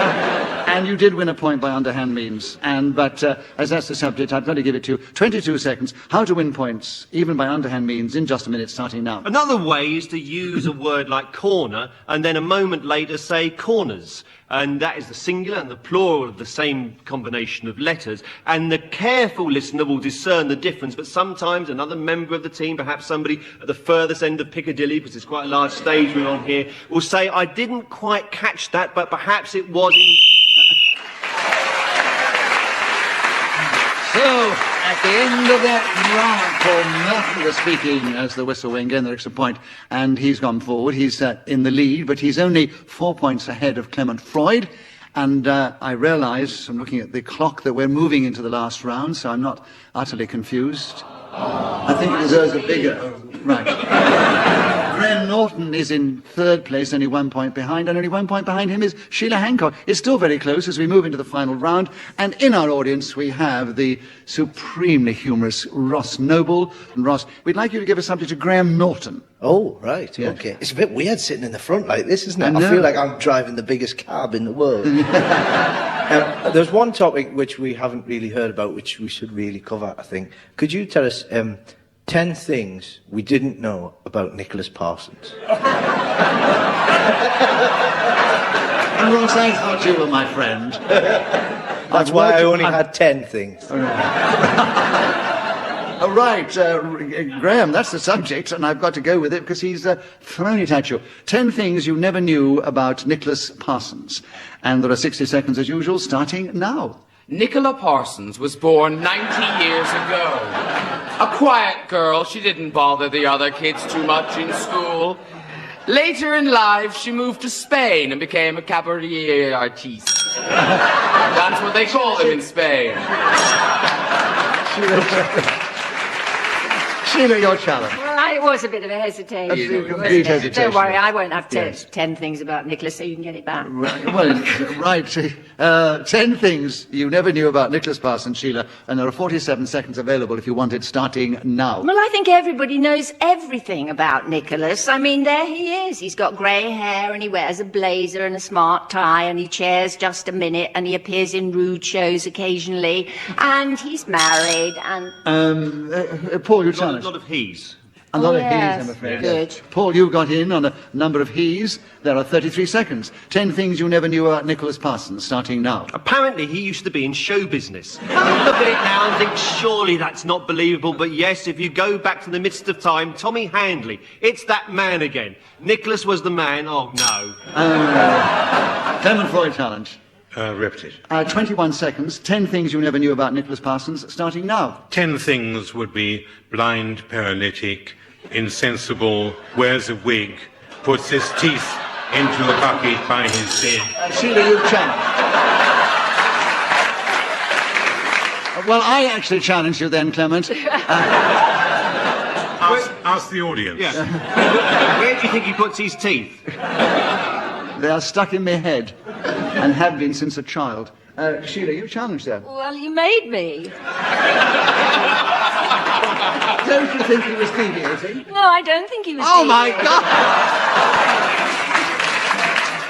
God! You don't think so, Clement? They don't think you were deviating. I've never heard such devious rubbish in my life. But Sheila doesn't want to accept it, so you take the subject still. You get a point for that, and you have 6 seconds starting now. Is 90, though he looks younger, but his son lent me his bus pass, so I know.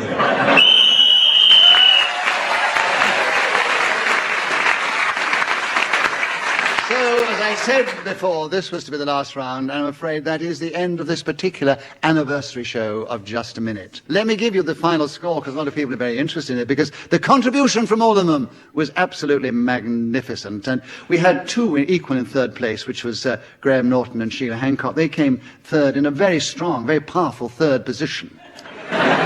And in a very strong position was Clement Freud in second place, but only 2 points ahead of him was Paul Merton, which says, Paul, you are the winner of our anniversary show.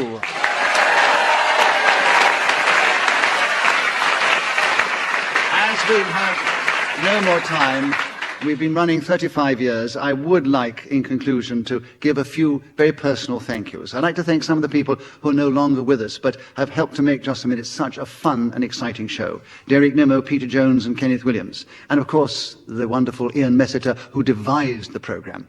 I'd also like to thank tonight's guest setters, in alphabetical order: Pam Ayres, Helen Bowden, Giles Brandreth, Charles Collingwood, Jenny Eclair, Steve Frost, Malcolm Messiter, Chris Neal, and Ross Noble.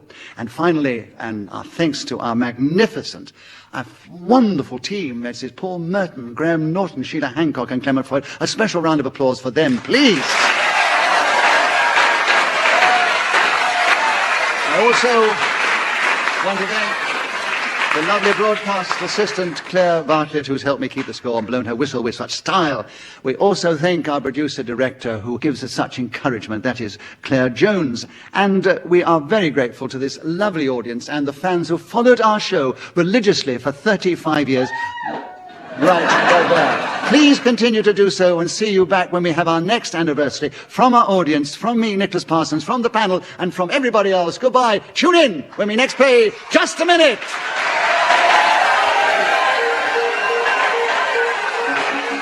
And on the Radio 4 website, you can delve deeper into the history of Just a Minute, which will be back on Monday evening at 6:30. Now, is it such a happy New Year's Day so far as the weather's concerned?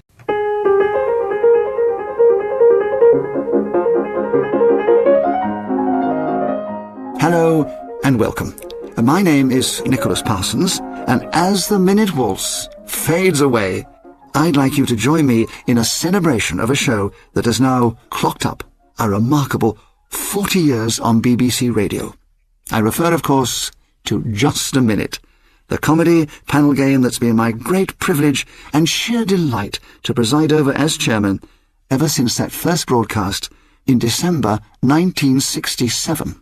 All those years ago, the BBC Top Brass commissioned just one series. But now, as we approach the 41st year, I think they realise that, finally, we're getting the hang of it. Sheila Hancock, your turn to begin. The subject, curry. Oh. Will you tell us something about that hot subject in Just a Minute, starting now? The hotter, the better. It does, in fact, make me very ill the next day. Kenneth Williams. Hesitation, I agree. Well, I was going to say something. A mouthful of curry. It's not easy. I was going to be indelicate, so I stopped myself. Well, it's in the Bible, so I wouldn't worry. There are curry? No, the way it makes you the day after. Oh, really? The great wind came upon Jerusalem. So, words of wisdom and Yeah, that gets me nowhere. I don't get any marks anyway. What's the point? What's the point? I ask myself. You can ask yourself as often as you like. They're clapping your performance into this place. Shut up. There was impersonation. Is that what I look? I'm in the lead. Tell me I'm in the lead. If that's what I look like, well, one of us is terrible. And Graham Norton, it's your turn to begin. And the subject here is socks. Could you tell us something about socks, starting now? Socks is famously the name of Bill Clinton's cat. And I'm reliably informed it's the only pussy in the White House that Hillary doesn't mind Bill stroking. Colonel Sanders as well, he was another fella who enjoyed counting chickens. The reason for this is because he wasn't actually a military gentleman, no. He would stand all the poultry in front of him and make them call out their numbers. 1, 2, 3, 4, 5, 6, 7, 8, 9, 10.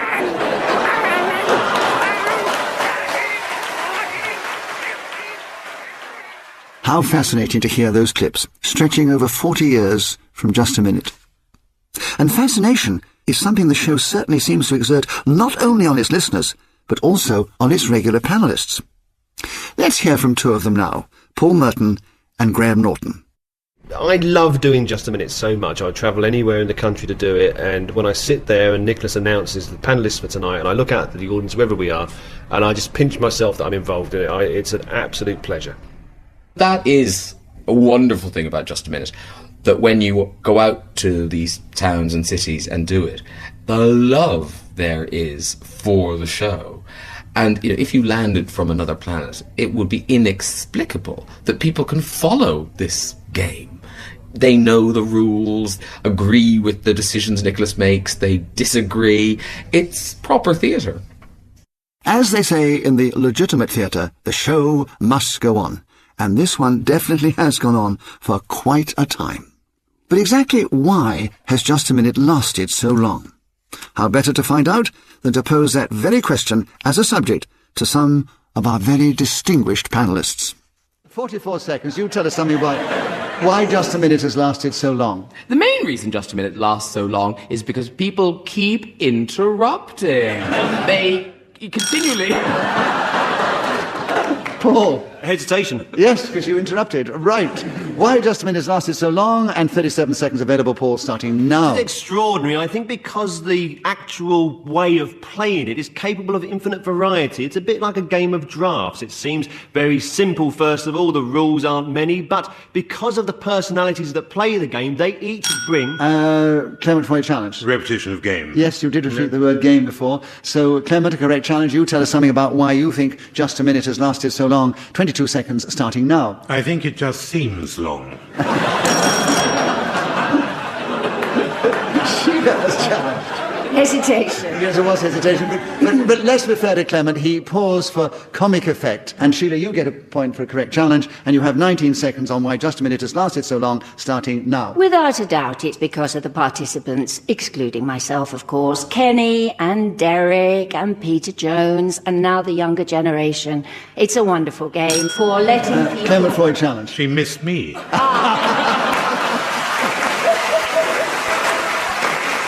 Clement, there's no easy way of saying this.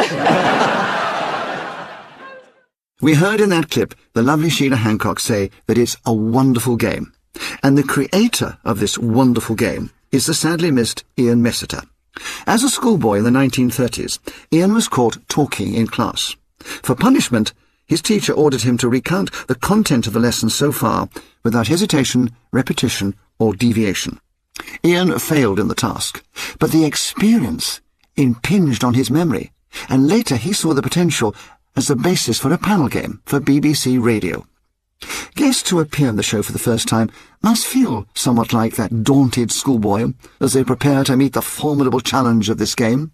One such debutant was the irrepressible Kenny Everett, towards whom, quite frankly, we weren't entirely fair. Try to spot just how much flagrant rule-bending takes place during his unforgettable first attempt. And the subject is marbles. Kenny, will you tell us something of those in 60 seconds, starting now? Marbles is a game that I last played when I was at St Bede's Secondary Modern School for aspiring twits. And I always used to wonder, as I got my thumb into the marbleizing position, about to flick and ruin all the others in the circle, I used to wonder how the heck they got those little coloured swirly bits to go through the glass. You know,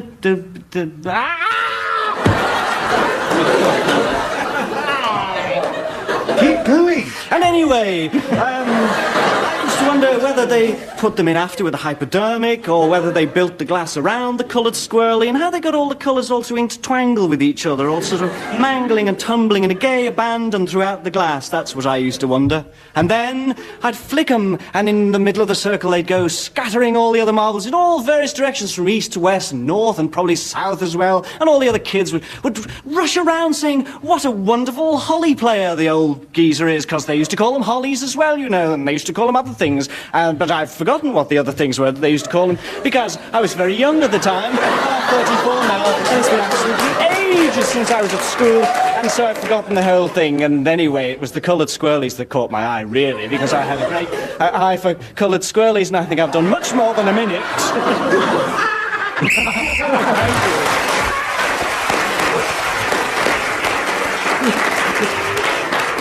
Well, I'm afraid we were very wicked. We let Kenny Everett go on talking for 90 seconds on the subject of marbles. During that time, he continually repeated himself, deviated, and also hesitated. I didn't lose his marbles. While Just a Minute may be held in esteem by listeners and performers alike, it's also highly regarded by the team behind the scenes. Former producer Chris Neal tells us what working on the show meant to him. What I loved about producing Just a Minute was, you're in charge of this brilliant classic comedy show, and also working with some great people. I was with Paul Merton, and when I was doing it, we had Clement Freud and Derek Nimmo and Peter Jones, and I was very proud to be the producer who introduced Linda Smith onto the show. And I remember we did that in Sheffield, and also when I was first on the show as a performer, she sat beside me, and I remember she very sweetly wrote on a pad, she didn't say good luck, she just said have fun, which I think is always the most important note for any new player of the game. It's all about having fun. Chris there speaking of the marvellous Linda Smith, who died far too soon and is sadly missed. Here she is at her very best and having fun. Linda, a correct challenge, 30 seconds available, answering back starting now. Answering back is something that you're told not to do when you're a child. You'll be asked a question, what do you think you're doing? You try to answer this inquiry and immediately get shouted at. Someone will say, don't answer back. Well, what a ridiculous thing to do. How are you supposed to respond? With silence, I suppose that will be called dumb insolence, wouldn't it? You just can't win. Paul, challenge. Repetition of you. There were... You did come in. It was like a festival of wasn't it? It was like a competition to see how many times I could say the word you. Yeah, well, and I'm just glad someone's had the guts to stop me.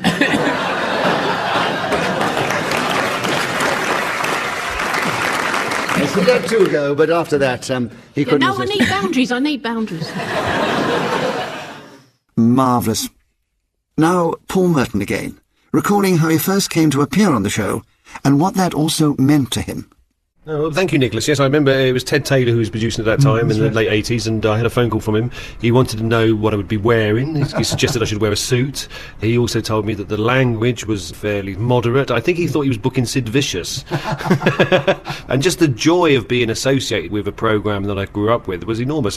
You know, I did my first recording in 88. 5 years before that, when I was living in a bedsit, I used to record Just a Minute off the radio and keep it on little tapes, and that would be my home entertainment, because I didn't have a television. 5 years before I did it, I was listening to it in a bedsit on a little tape recorder, so it was amazing to actually do the show. Since that first appearance, Paul has become a true master of the game, as is ably demonstrated by this wonderful example of his unparalleled improvisational skills. Flying saucers. 60 seconds starting now. Well, a flying saucer landed in my back garden about 19 years ago, and I got on it and went to the planet Venus. And it's true, because I've got photographs here of me standing on the surface of that particular planet.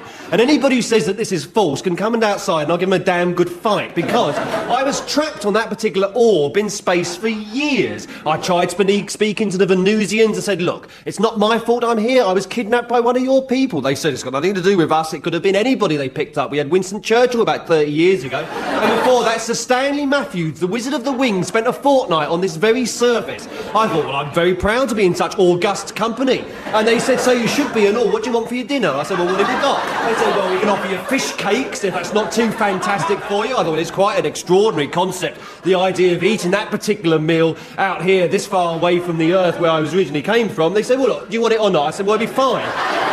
And they produced a doner kebab, which to all intents and purposes was completely cold. I said, why is this not served up hot? They said, we got it from a shop in Highgate, and it's a long way away to bring it all the way from that particular part of North London to where we're standing now. I said, OK, I go along with that. What have you got to drink? They said, well, we've got Watney's Red Barrel. I said, oh, that is just too fantastic, because nobody outside of the...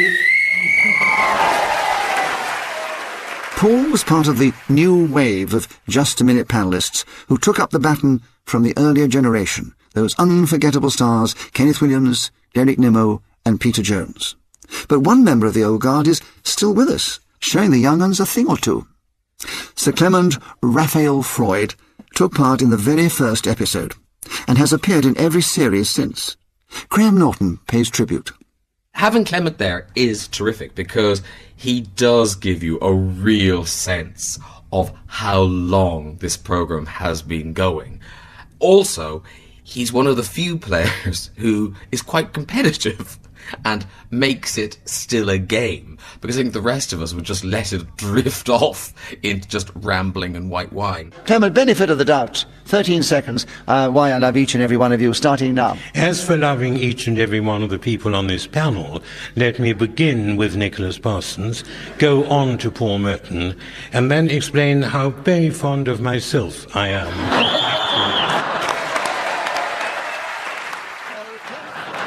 So let's get on with Just a Minute, which is much funnier than 1 Minute, please. And we begin the show with Clement Freud. Clement, the subject is answering back. 60 seconds as usual, starting now. Shan't.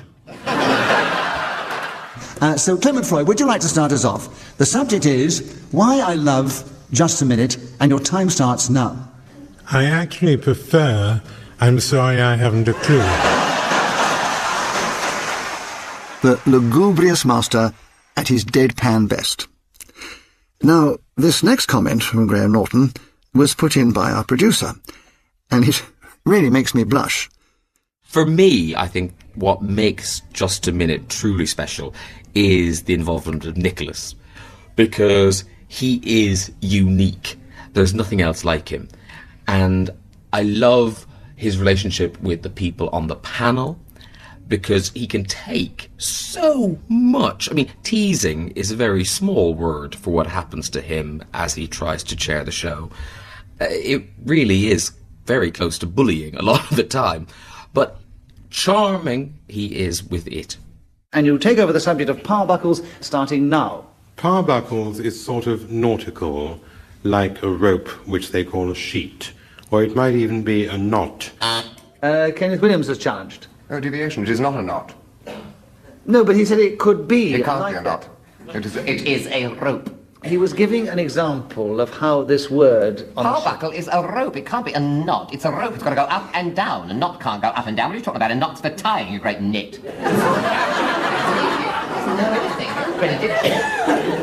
But it doesn't matter. It's not... It matters to me! It matters very much to me. What do you mean it doesn't matter? I think it's important that these people here are given an accurate account of these things. Otherwise they're going out of this place full of misinformation. Well, a few weeks ago... What you want? A nation of illiterates walking around not knowing, not having any idea all their lives what a power buckle is? They don't know. They're trying it. She's dying to know what a real power buckle is, and I happen to know. Clement's already told us a real power buckle is. Was given an example. You've done your little bit. The audience loved it. We'll get back to the contest. It was an incorrect challenge.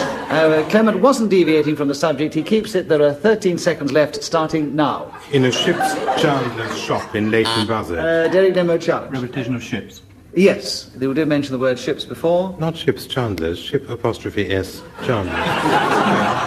You're quite right, yes, it was ships before on the floor, and this was ship apostrophe S. I'm sorry, Clement. 10 seconds on power buckles. Prefect at school, you've always been terrified of Freud, haven't you?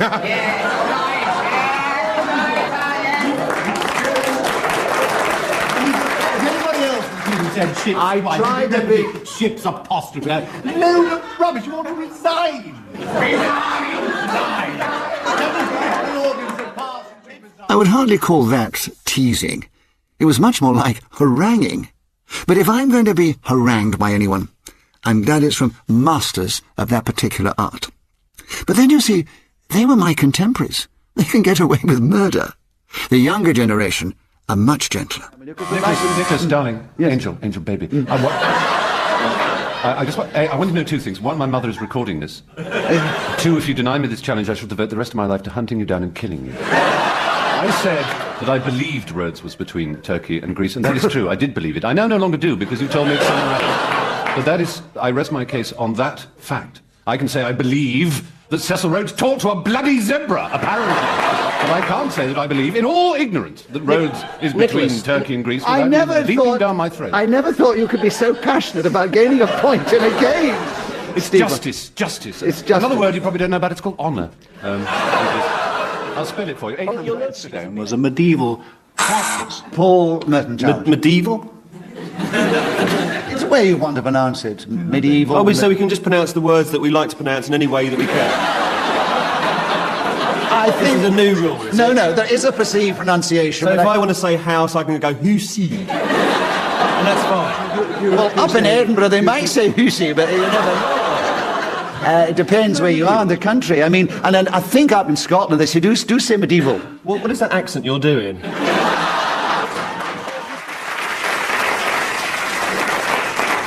Well, Peter Jones is speaking as a whistle, won't gain an extra point for doing so. But Stephen Fry, fortunately, is still in the lead. No thanks to you, honey. And I have this audience here as witnesses to the fact that he's now going to hunt me down and try and kill me, so... I think you could probably get sponsorship if you really... The remarkable thing is that Nicholas Parsons has never missed a show in 40 years. Who else in whatever branch of life could ever say that? You know, never missed a day. I don't think it would have lasted anywhere near as long without Nicholas. Kind words from lovely panellists Julian Clary. Now we have the equally silver-tongued Giles Brandreth respectfully doffing his cap before les grandes seigneurs of Just a Minute legend. It was some 38 years ago that I first encountered Just a Minute, when I found myself on the roof of Broadcasting House with a lineup of extraordinary people led by Kenneth More, the actor, and Nicholas Parsons, the matinee idol of the day. At the end of the lineup was myself and Kenneth Williams. I'd never been so close to this extraordinary, iconic figure who was dancing and screaming and saying, "We're on Just a Minute! We're on Just a Minute!" When I first came to the programme, I was in my 20s, and these were senior people in the industry, and they were so friendly. I love them all. The laconic humour of Peter Jones is one of the great joys for me of Just a Minute. I mean, those early days are part and parcel of my adolescence, and so I came to maturity through Just a Minute. Well, that's my psychiatrist says this explains almost everything. Now, let's enjoy once more the show's original team who pioneered the way in this amazing programme. Here they are in full magisterial flow. That's the word, as a little brownie. She was an elf, actually, in fact, and there were only 3 in her 6. Clement Freud, why do you challenge? Repetition, actually, in fact. It's only 60 seconds. I mean, one ought to be able to manage 60 seconds without actually, in fact. Well, bad enough, it was sickening listening to the little chair and the little girl and the little cat. My daughter. All right, Clement, you have a point. Would you continue talking about the brownies, starting now? The brownies... Derek Nimmo. Hesitation, takes such a long time to get going. No, I think he got going just in time. It is still with you, Clement Freud, the brownies starting now. The brownies... Derek Nimmo, you challenge. Well, I was going to say hesitation again, because he's so slow, he's so ponderous and so boring, really. I mean, you know, every time he's like, the brownies are going... and take 3 onions and 2 turnips. And we all have to do 3 times as much work in 60 seconds as he does. Well, Clement still has another point, and also 15 seconds of which to continue talking about the brownies, starting now. The brownies is the female junior organisation of the Boy Scouts, which was talking about... Derek Nimmo. Can't hear him. Peter, your turn to begin. The subject is wrong numbers. Will you tell us something about that in this game, starting now? I think I must have a wrong number. Now, this is absolutely true, because 5 times in the last 2 weeks I've had messages on the answering machine asking for a male stripper. Now, my wife has encouraged me to go and apply for this job.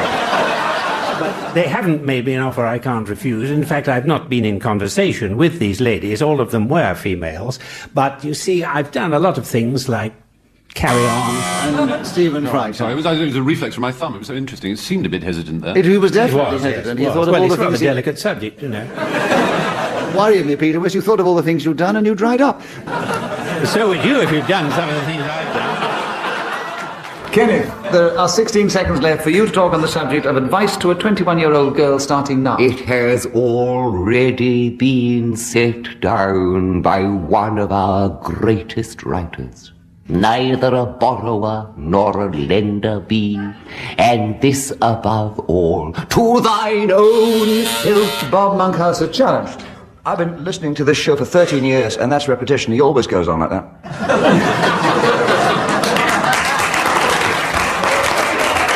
Bob, he does, but he wasn't repeating the subject on the card, which is repetition, not repeating his style, his phraseology, or his monotony. So, it's an incorrect challenge. That's lovely, isn't it? Charming, isn't it? Nicky, how you get treated, you see? Proud to give him that with your ego around your ankles. No. It's wonderful, isn't it? Supposed to be your friends. No. Kenneth. Charlotte Bronte said, with friends like that, you don't need enemies. Kenneth, you don't need any encouragement. As people have said of you, you are actually becoming a cult in your own time. That is true. I am a cult, an enormous cult. People have said that to me. You are a cult. You are. I'm one of the biggest cults around. It's true. You're quite right. Quite right, Nick. It's very precipient of you to say that, Nick. That is precipient of him, isn't it? So I've now built up your ego again. That's done the trick beautiful, yes. And you have half a second to continue on advice to a 21-year-old girl, starting now. And it was full of the... So there it is. 40 years of Just a Minute. 40 years of warmth, whimsy, wit, and of course, repartee. Peter Jones, your turn to begin. The subject is my pleasure, and there are 60 seconds starting now. My pleasure is to sit in the huge library of my country estate and look across the lawns, which were beautifully landscaped by Capability Brown, and... Tommy Trinder, challenge. That is no way to describe the Wandsworth Road. And Jenny, it's back with you to begin. And the subject now, a great subject for you, I'm sure, a bodice ripper. Tell us something about that subject in this game, starting now. I wish I had the sort of bosom that could rip fabric. Unfortunately, I've got one of those mean, British, measly old woman bosoms. Challenge. This is truly deviation. It is well upholstered. She has got beautiful breasts. Well, there's only one way to find out. They're not going to rent fabric, let's face it, darling. Started yet, but he'll start, I hope, soon, sometime, on Spanish dancing, starting now. Tap, tap, tap, tap, tap. Tap, tap, tap, tap, tap. Tap, tap, tap. Tap, tap, tap. Clement Freud has challenged you. What on earth for? Too many taps! 29 seconds, Achilles' heel, starting now. My Achilles' heel is that I find Nicholas Parsons intensely sexually attractive. When I look over there at that blazer and that tie, his hair, the glasses, everything about him says, take me. I don't know what it is. I go home at night, I see these visions of this erstwhile chairman coming towards me, the silvery glints in his eyes, beckoning. Stephen Fry, you challenged. This is not an Achilles' heel, this is a strength. It is. And Bob Monkhouse will begin the next round, and the subject is My Happiest Holiday. Bob, will you tell us something about that in just a minute, starting now? My happiest holiday was spent at a nudist camp because I approve of nudism, except, of course, on flag days. I believe that there is nothing to be ashamed of in the human body, or in mine either, for that matter. And so I like naturist colonies where men and women can go to air their differences. And Tony, you have the subject, Bubble and Squeak, 25 seconds starting now. As a teenager, I had 3 hamsters. Bubble, Squeak and Norman. Clement challenged. Norma. Norman, it was a male. How can you sex a hamster? By staying in a lot and not having many friends. Spontaneous, improvised comedy is the most exciting and exhilarating entertainment. And it's been a privilege and a joy to be associated with such an iconic show for 4 decades. Here's to the next 40 years. Thank you so much for listening.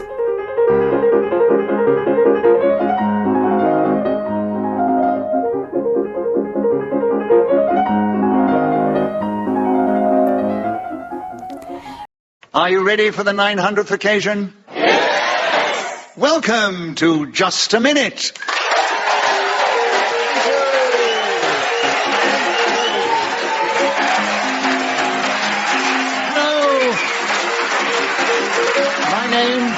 It's Nicholas Parsons, and as the minute waltz fades away, once more it's my pleasure to welcome our many listeners in this country and around the world, and also to welcome to the programme 4 exciting personalities who are going to play this game. And they are seated on my right, Paul Merton and Sheila Hancock, and seated on my left, Holly Walsh and Russell Kane. Please welcome all 4 of them. And as usual, I am going to ask them to speak on a subject that I will give them, and they will try and do that without hesitation, repetition, or deviation. Beside me sits Trudy Stevens, who's going to help me keep the score. She'll blow a whistle when the 60 seconds have elapsed. Paul, will you begin this particular show? Oh, a lovely subject. Yes! Subject is 900 jams. Can you tell us something about that subject in this game, starting now? JAM is an acronym for Just a Minute, and Nicholas has now hosted 900 consecutive shows of this remarkable programme, which must be a huge feat in the annals of broadcasting history. Since he started, we've had 8 prime ministers, a change of currency, putting a man on the moon. If we think about those PMs, Harold Wilson, Ted Heath, Margaret Thatcher, James Callaghan, John Major, Tony Blair, Gordon Brown, David Cameron, and many more to come, I'm sure, in the future. When Nicholas was first offered the job, we'd barely learned to speak as a species. So just a minute. Sheila Hancock challenge. I think you've said Nicholas twice. I think I have, absolutely. Absolutely. Well, I agree with the audience. You can't say that too often, can you? Well, we've had it 900 times. There's no end of it. Sheila, yes, a correct challenge of repetition. There are 23 seconds still available. You get a point, of course, for a correct challenge. And you take over the subject of 900 jams starting now. Well, there probably are 900 jams. There's blackcurrant, blackberry and apple, strawberry, raspberry jams, and also there are many traffic jams all over the country. I'm pretty sure you will find traffic. Paul, you challenge first. Repetition of traffic. Yes, there was too much traffic there. So, Paul, you got back in with the subject, and there are 6 seconds available starting now. When we think back to that very first episode of this remarkable institution, one can...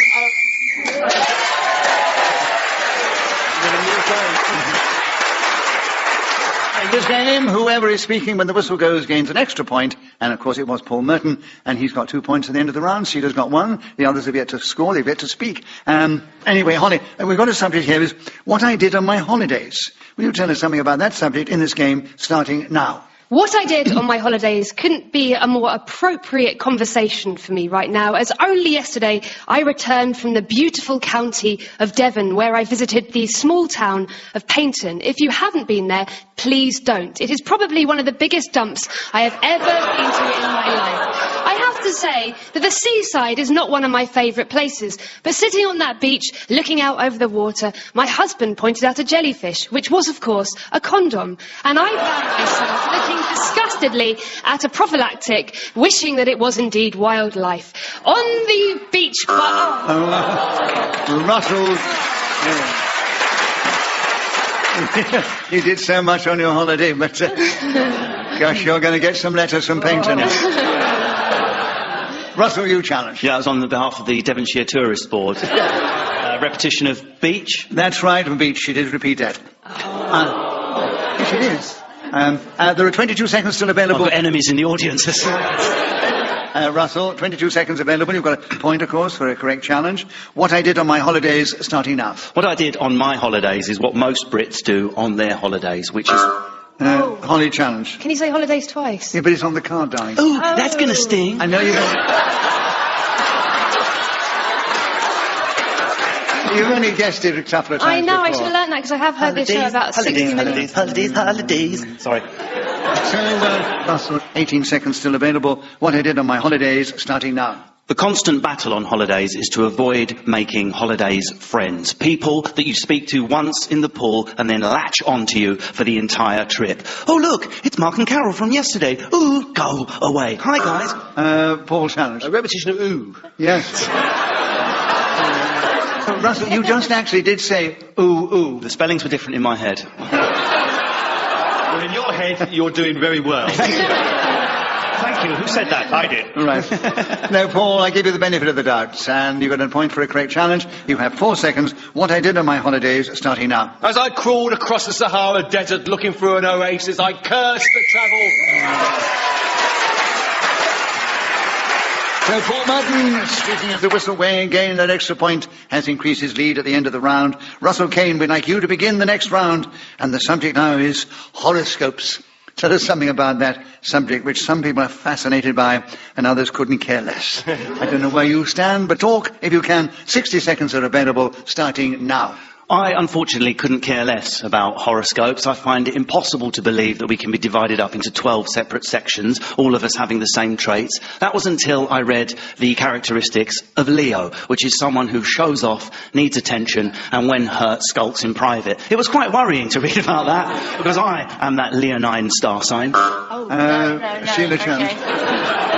Come into my trap. Eyes, however.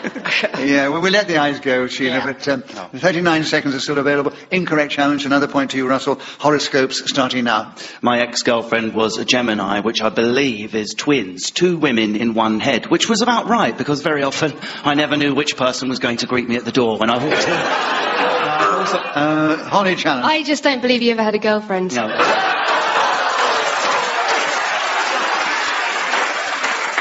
So what is your challenge when the rules are just a minute? Oh, deviation. I'm not sure. Why? Well, I'll give you the benefit of the doubt then, all thanks. right.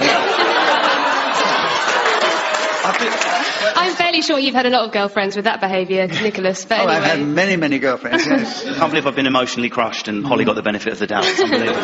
You'll get one. I always try and redress the balance if I get an opportunity later on. I'm very fair. At least I think I am. And that man thinks so as well. Right. Anyway. Holly, you've got a correct challenge. A point for that. 27 seconds available. Horoscopes starting now. Sometimes when I am incredibly bored sitting in a waiting room, I might flick through newspapers, and at the back you'll often find the columns devoted to horoscopes.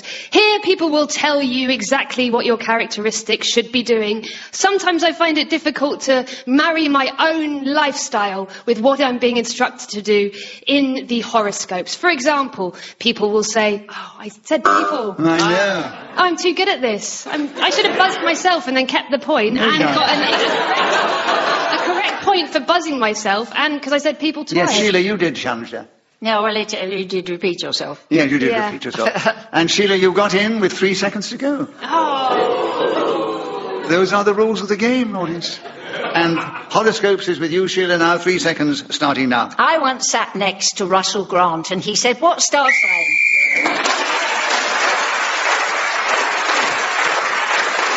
So at the end of that round, Sheila Hancock was speaking as the whistle went, gained an extra point. She's equal with Russell Kane in second place, 1 point behind our leader, who's Paul Merton, and then Holly brings up the rear. And Sheila, we'd like you to begin the next round, and the subject is how to disguise boredom. Oh, gosh. How to disguise boredom, starting now. Well, Nick is a past master at this. Having done this show 900 times, he must be bored out of his mind. But still, he says, here we are, broadcasting to all the world for most exciting, witty, fabulous people. He doesn't really mean that. He's thinking, oh, for God's sake, let's get to the end of the programme and have a drink. Said beautifully, and no one would ever know that he was disguising boredom for hours on end. Years, 900 times, which I said already. Russell, you challenge her before you say anything. Let me hotly deny that. This is my favourite job. And you are my favourite audience. And the listeners are my favourite public. And Sheila Hancock, you're not my favourite at the moment. So who challenged? It was you, wasn't it, Russell? Yes, there's a repetition of 900. That's right, yes. We can't repeat it too often, I suppose. Anyway, there are 13 seconds still available, Russell. How to disguise boredom, starting now. I find the best way to disguise boredom is something me and my brother developed many years ago, which is to paint another set of eyes on your eyelids. Then, when the person is boring you, you can simply close your ocular... Well, Russell Kane was then speaking to the whistle when, gained that extra point. He's now equal with Holly Walsh in second place, and they are 1 point behind our leaders, Paul Merton and Sheila Hancock. Oh, Paul, we're back with you. Oh, interesting subject. On my bucket list. It's not a very funny subject, but it makes some people laugh. But would you talk on it if you can, Paul, starting now? On my bucket list, I believe it refers to things you need to do before you kick the bucket. And so I've decided I would like to float around the earth inside some kind of hermetically sealed capsule with my own supply of air, looking down at the floating blue globe that we call home, picking out the various landscapes, the shape of continents, seeing how they once were part of some huge landmass that was split down through the years. Although I am afraid of heights, I believe being at such a great height would render my... Oh, Sheila challenge. Yes, heights and height. Fancy that happening. So an incorrect challenger, Paul, a point to you. 30 seconds available on my bucket list, starting now. I've never been able to work out the difference between singular and plural. As I looked at the planet floating ahead of me, I wondered whether a twin existed in another dimension. If I had a bucket list, I would say, Holly challenge. Is that repetition in another dimension? Yeah, absolutely. Well, I mean, it's just that you... In another dimension, in a dimension, you've actually said that... Anything's possible. So what's the challenge in the rules of just a Well, minute? I mean, within the rules of just a minute, I don't know how the time-space continuum exists, but I'm just saying if he's talking about a twin in another dimension, then that's definitely repetition. I think it is. Yeah. Anyway, I'll give you the benefit of the doubt whether it is or not. And there's quite a lot of that at the moment. 17 seconds, Holly, on my bucket list starting now. On my bucket list, I have a lot... Russell, challenge. I believe there was a hesitation there. There was a definite hesitation. So, Russell, you've got him with 13 seconds to go on my bucket list starting now. My bucket list is not going to have too much stuff in it because I'm lucky to have done so many things that I wanted to do. So I might get a spade list where I remove some of the stuff I did and get my memory wiped. Namely, the lads' holidays I was forced to go on. Where I... Russell was speaking as a whistle Wayne gained that extra point. And now it's an interesting situation. Russell Kane, Sheila Hancock and Paul Merton are all equal in the lead, just ahead of Holly Walsh. Holly, it's your turn to begin. And the subject I have in front of me is, if I had a superpower. If I had a superpower, 60 seconds starting now. I actually do have a superpower, which is a scar on my left jaw. When I... who has a left jaw?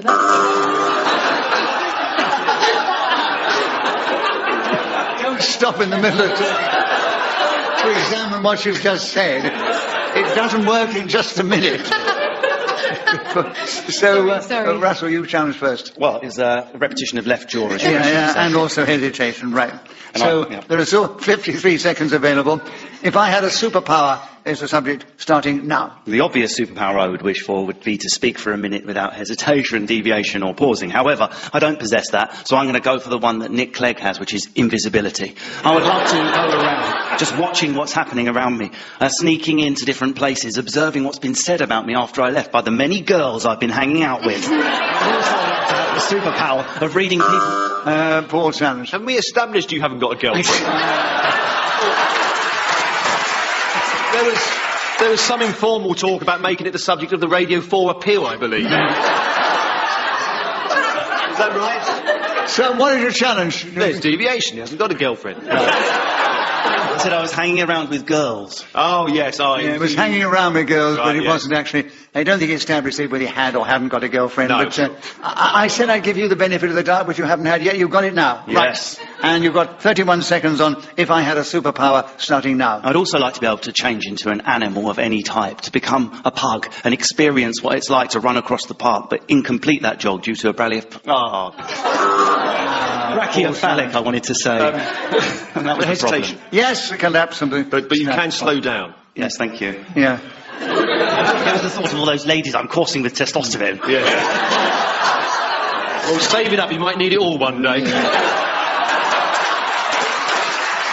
Oh, right. Well, Paul, well challenged. You have a point for that. You have 22 seconds on if I had a superpower starting now. If I had a superpower, I would return to the birth of Nicholas Parsons. The decades would be washed away as I would glare down at this beautiful baby nestling in a crib as three wise men from the Orient have come forward. We have Radio 4 proposals for you, they said. We have...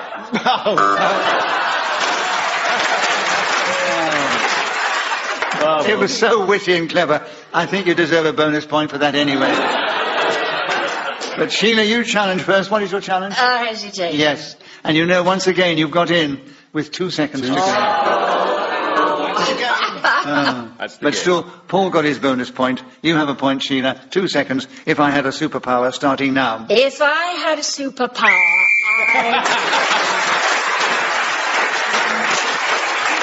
It's still neck and neck. Sheila Hancock, Russell Kane and Paul Merton are still equal in the lead. And, Sheila, it's your turn to begin. Ooh, chicklet.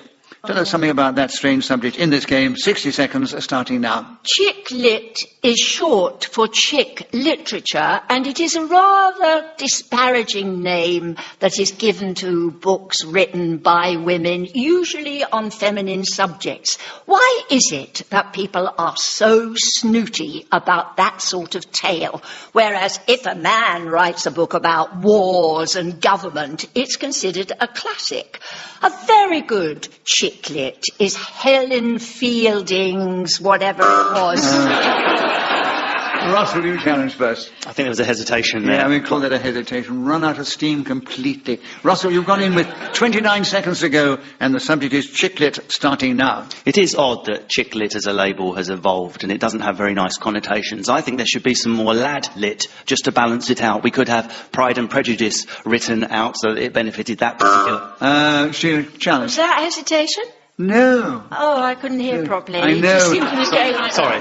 He's the other side of the stage from you, Right. but Yeah, he I'm did going keep a bit going, deaf. my darling. Just about. I was building up to it. It was like a psychic buzz there. I felt it from where I was sitting. What about the audience? Do you get the psychic buzz? It's even out on the 805 to Charing Cross. We can hear it. Russell, you have 17 seconds still available. Chiclet, starting now. I'd like to hear a Jane Austen novel recast in that fashion. Maybe Mr. Darcy walking in and going, "Bosh, there's a Sambuca, Elizabeth. Pour that over my face and light it. Wallop." And then it takes... Oh, you challenged. Well...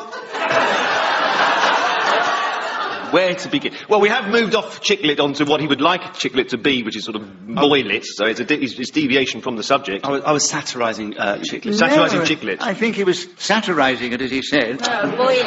No, boylet. Boilet. He's talking about boylet. Boylet. Yes. Ah, yes, well, that's different from chiclet, isn't it? It certainly is. It's like being back at the Hay Festival.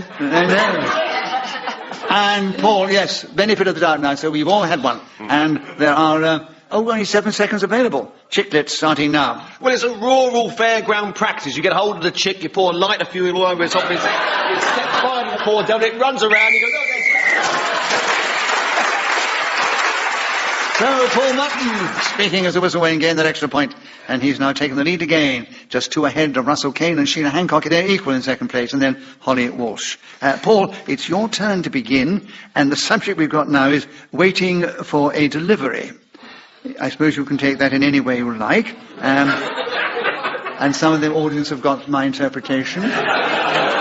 You have 60 seconds as usual, starting now. There's a man, his wife goes into hospital and he's waiting outside wondering what's happening. So he phones up at the maternity place and he says, "How many babies so far?" He says, 3, but there's more to come. He goes down the pub, gets a little bit drunk. Instead of telephoning the previous establishment, by mistake, he's in communication with the local cricket ground. He says, "How many so far?" He said, "All 10 are out and the last 2 were ducks." The thing to remember about it is that it shows how difficult a time of year it can be where an expectant father and a new mother are together bonding over the new.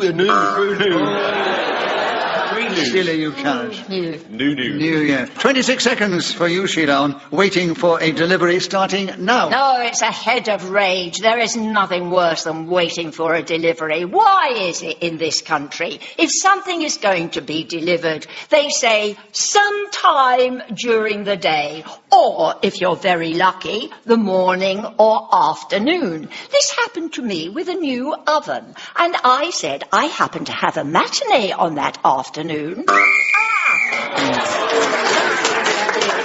Did you make a matinee? No, but I said to the man, he said, "Well, you should cancel it." And I said, "All right, well, you come and tell 800 people." Sheila Hancock's not appearing because she's got a cooker coming. So Sheila Hancock, speaking as a whistle-weighing, gained that extra point. She's now equal in lead again with Paul Merton, then Russell Kane, then Holly Walsh. And Holly, is back with you to begin. Ooh, my 5 a day. Will you tell us something about my 5 a day in this show, starting now?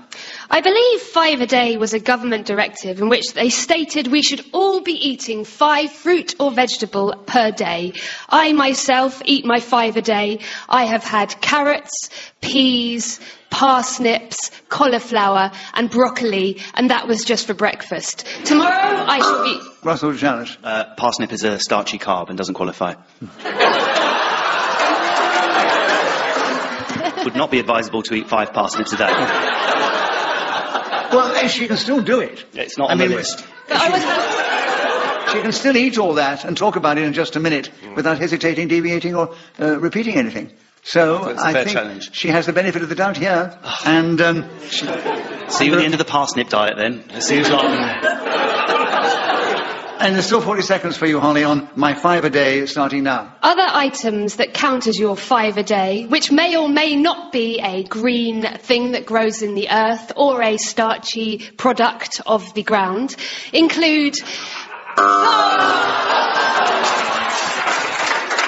Why did you clap her when she paused? A lovely pause. Yeah, the lovely It pause. was just the thought of carbs. Paul, you challenged first. It was hesitation. It was hesitation. 28 seconds is available, Paul. My 5 a day starting now. Of course, it's very important to consume 5 pieces of fruit or vegetable a day, and not always easy for many of us on a very strict diet when we are perhaps haven't got as much money as we used to during this financial crisis. This is all about I actually like the kumquat. There's a that you don't often see in the shops today, but think of blackberries, apples, bananas, oranges, tangerines, but then who can forget the magnificent nectarine? I once married one in a bizarre ceremony in Mexico.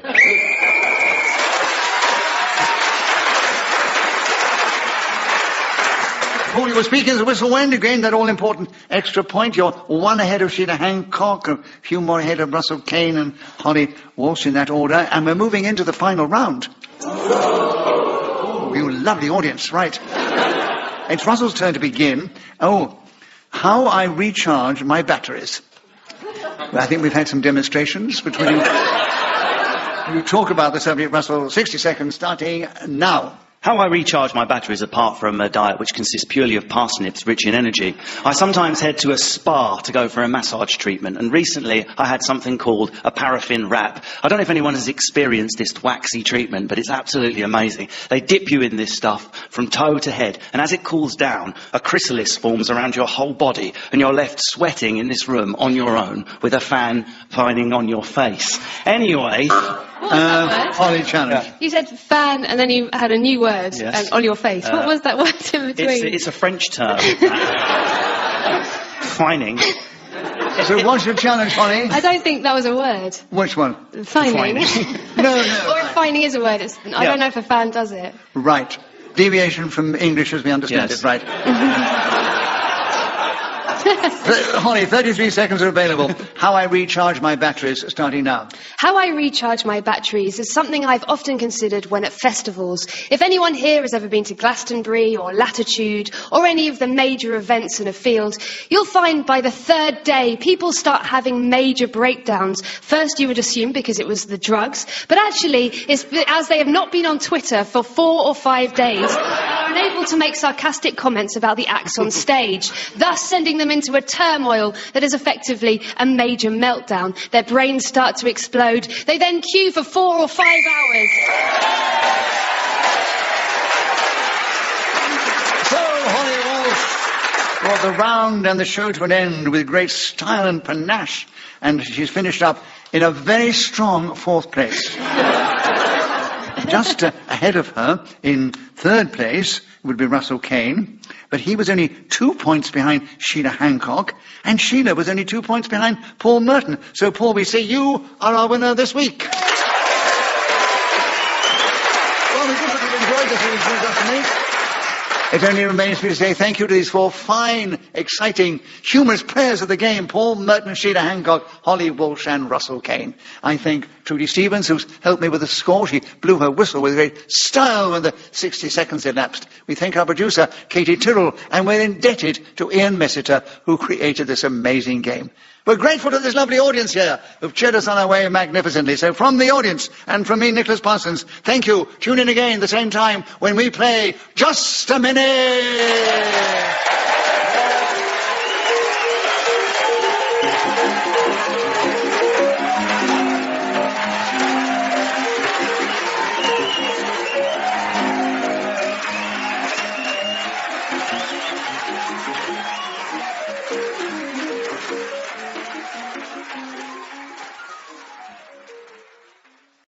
Paul, before we begin, as you know, 2017 marks the 50th anniversary of Just a Minute. Ah, yes, very exciting. Yes. And we received a special message from our #1 fan. Oh, no, it's not that woman from Luton again, is it? No, Paul, no, this one came from Clarence House. It's from His Royal Highness, yes, Prince Charles. The actual Prince Charles? Yes, the actual Prince Charles. He wanted to tell us about how much he enjoyed the show. We went to meet him at Clarence House, as you must remember. Oh, you might have to jog me memory. I meet so many people. I don't suppose we recorded it at all, did we? As a matter of fact, we did. I'm not sure if I can convey this message without hesitation, repeating myself, or deviating. But my wife and I wanted to add our congratulations to one of this country's great institutions. I cannot believe Just a Minute has taken 50 years. It only seems like yesterday I was listening to the likes of Derek Nimmo and the wonderful, confused Peter Jones, and all of them standing back as Kenneth Williams embarked on one of his long, searing tantrums that usually ended up with him bemoaning the colossal journey he'd made all the way from Great Portland Street round the corner to the BBC. But thankfully, with the likes of Paul Merton, Sheila Hancock and Giles Brandreth as regulars, the comedy is still as strong, the programme's still as compelling. Paul, you've challenged. Yes, a repetition of the word programme. Oh dear. Are you sure? I was rather enjoying hearing about how wonderful Just a Minute is. Yes, me too, you know. Well, he did repeat the word programme. Well... Nicholas, as a long-time listener of the show and first-time player of the game, surely I can be given the benefit of the doubt. So I'm sorry, the rules of Just a Minute must be followed, no matter who is playing. Can I just say, I've always found your championship of the game to be extremely fair and carried off with such grace and charm. Paul, incorrect challenge. So, you may continue with 40 seconds left on the clock, starting now. How kind.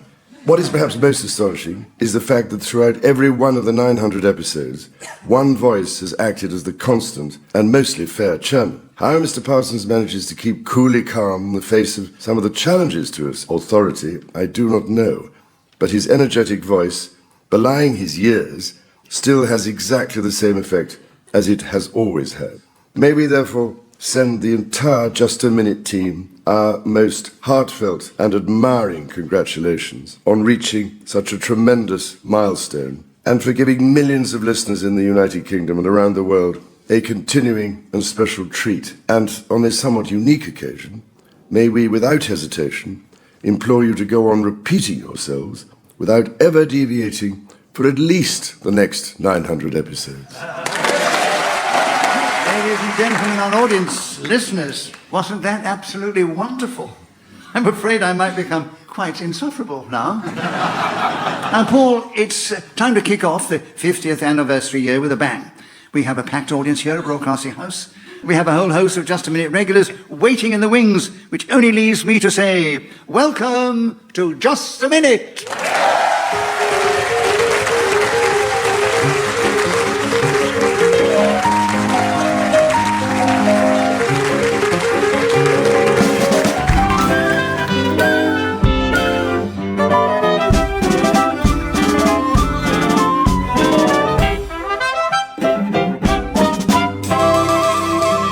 And as the Minute Waltz is transformed into something faster and more fantastic and more fabulous, it's my pleasure to welcome our many listeners, not only in this country, but around the world, to an extra special edition of the show. Yes, this is Just a Minute Does Panto. Oh, yes, it is. The scene is set. The band is here. They're live on stage. Give them a cheer. And as the show begins, the curtain rises on Hardup Hall, and before we've done, we'll have a ball. Oh, goodness me and goodness gracious. What you suggest is quite audacious. There may be fun, there may be frolics. Or it just might be a load of old... Seated. On my right, I'm certain you'll know we have Sheila Hancock, we have Paul Merton, and seated on my left, as Baron Hardup of Hardup Hall, we have Giles Brandreth. Welcome all. Now, as usual, I'm going to give each of the players a subject on which they have to speak for just a minute without hesitation, repetition or deviation. And when the 60 seconds have elapsed, my trusty assistant Haley will blow a golden whistle and cause a mild sensation. Oh no, you're right, she won't. As I feared, her whistle's gone. It's disappeared. That's our plot. That's your quest. To find the whistle. Do your best. But we're looking for a whistle. Yes, you are. Sheila, the fairy godmother, that's your part. Giles is a baron. Paul's his buttons. Shall we start? If we're doing Cinderella, as it appears we are, and it's to be based, as I hope, on the version of the fairy tale told originally by Charles Perrault in the 1670s. Oh, yes. And then modified a century or so later by the Brothers Grimm. How nice to have the Director General of the BBC here at The question is, where are the ugly sisters? Can I say right away, Giles, you do pomposity wonderfully. Anyway, the ugly sister. As times are hard at the BBC, we had no funds for a double fee, so just one ugly sister. And oh, look who it is. It's Tony Hawks. Welcome, Tony. Or should I say... They call me Melania and I have been branded an ugly sister. But me, ugly? Have you seen the rest of the cast? How are they measuring this? I mean, if I'm ugly, what does that make you lot? You, the audience. Easily manipulated. It's time, Nicholas, innit, that we played a game of just a minute. But without the whistle, how will we know the minute's ended? Have no fear. Haley will think of something splendid. Haley, have the BBC got something in their sound effects department you could use instead of the whistle? Was that the mating call of a mountain goat? Or Jeremy Clarkson clearing his throat? Now, Paul Merton, your buttons. Am I? All right. And you begin. Can you please speak on the subject of unrequited love? That is your subject, and your time starts now. As Buttons, of course, I have great unrequited love for Cinderella. She doesn't reciprocate, stuck-up cow. So instead, I have turned my attentions to the fairy godmother, who sits beside me so elegantly. Her natural beauty, her grace commands me to say, give us a kiss. She is wonderful. I dream of her every night. As we walk across the meadows in my head, as the nighttime fills. Sheila, you've challenged. Deviation, meadows in his head. Yes, that's what I was thinking, yeah. That explains why he says what he says, doesn't it? That there are meadows in there. Sheila, I condone your challenge, and you have 34 seconds, and you take over the subject, and the subject is unrequited love, and you have 34 seconds, starting now. I have done this show for 50 years, and all that time I have been madly in love with Nick. I don't care if his wife is out front. Oh, now that's acting. That is acting. And to show you how generous I can be, Paul, because the audience enjoyed your interruption so much, I'll give you a bonus point. But, actually, Tony, you're the one who buzzed in first. Yeah, my buzz was security, please. Clearly, Sheila needs some help here. Right, anyway, no. So you carry on, Sheila, with unrequited love, and there are 25 seconds available, starting now. When we first met, we were both quite young. It was a long time ago, but he was handsome and blonde and very elegant. Tony, you challenge. What do you mean, was handsome? Clearly deviation from the fact in front of us. I get an extra point for that because it's a wrong interruption. Tony, you won me over completely. You said was. But I was going to go on that you're even more handsome now. Yeah. You should let me go on. You might have got lucky tonight. You've ruined it now. You've ruined it. I was going to say with your grey hair you're even better. Yeah. Now you're in trouble, Nicholas. Go on, let me have it. Which way do you turn? Sexy, ugly Well, I give sister? you a point because technically it was a correct challenge. But Sheila was interrupted, so she keeps the subject with 17 seconds on unrequited love, starting now. We met at the Paris. Giles challenge. A repetition of met. Yes, you met me before, unfortunately. So, Giles, you got in with the correct challenge. A point to you. Unrequited love is with you. 14 seconds, starting now. Before I moved into Hardup Hall, I lived in Widow Twankey's laundry. It was a complicated season. And it was then that I fell in love with Aladdin's mother. Oh, I had the hots for her, and she showed me her mangle. So, Giles Brandreth, speaking of the whistle, when then gained that extra point. Did the whistle go? I heard a sort of... No, we haven't got the whistle. We've lost the whistle. Oh, that's what we're looking for. That's the whole joke. It's the one bit of plot we've got. So at the end of that round, different from the usual just a minute, they're working in teams. So Paul and Sheila are equal in the lead with Giles and Tony. We now move on to Sheila to begin. If I could have one wish, that's the subject, Sheila. 60 seconds if you need it, starting now. If I could have one wish, it would be to get rid of this cough that I've had for 6 months and get my voice back. However, as I am playing the fairy godmother, I have to think of something better than that will be good for the world. Therefore, if I could have one wish, it would be that 2016 never happened. It is forgotten. It is thrown on the rubbish heap, and all the words that were invented like Brexit never occurred. Tony, you challenge. I say Brexit. That's my challenge, yes. Well, what is Brexit? I think we knew what she meant to say, which was Brexit. And she happened Well, the whole point of this game is to be ridiculously picky. But also to try and be accurate and fair and coherent. Does that mean you're giving it to me? Yes. Deviation from Brexit. You have the subject. A point, of course. If I could have one wish, Tony, starting now. If I could have one wish, it would be for everyone in this audience to have plastic surgery. Let's face it, I don't care. Give me everything you can. I'm an ugly sister that can take it. But frankly, that I'm in accord. Sheila, you challenge. Hesitation?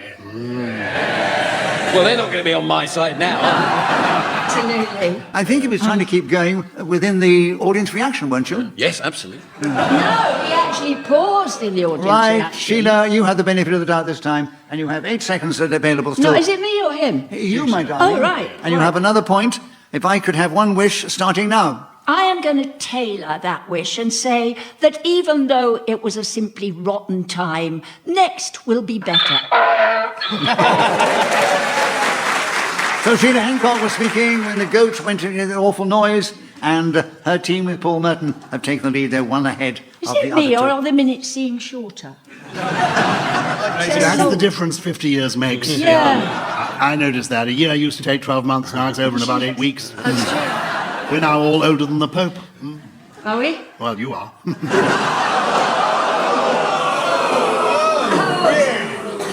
I don't mind being older than the Pope. No, exactly. Well, let's be fair, Nicholas is older than God, so why are you older than the Pope? I really no idea. And you applaud me when he insults me like that. Right, Tony, it's your turn to begin. Cross-dressing. 60 seconds. Cross-dressing, Tony, starting now. I get extremely cross-dressing because I can never decide what to put on first. Should it be the suspenders, the stiletto heels, fishnet stockings, bodice? Anyway, once... Paul, you challenge. Well, don't put the shoes on before the stockings. Would be my first bit of advice, because you didn't know what to put on first. That's why I get so cross. Yeah.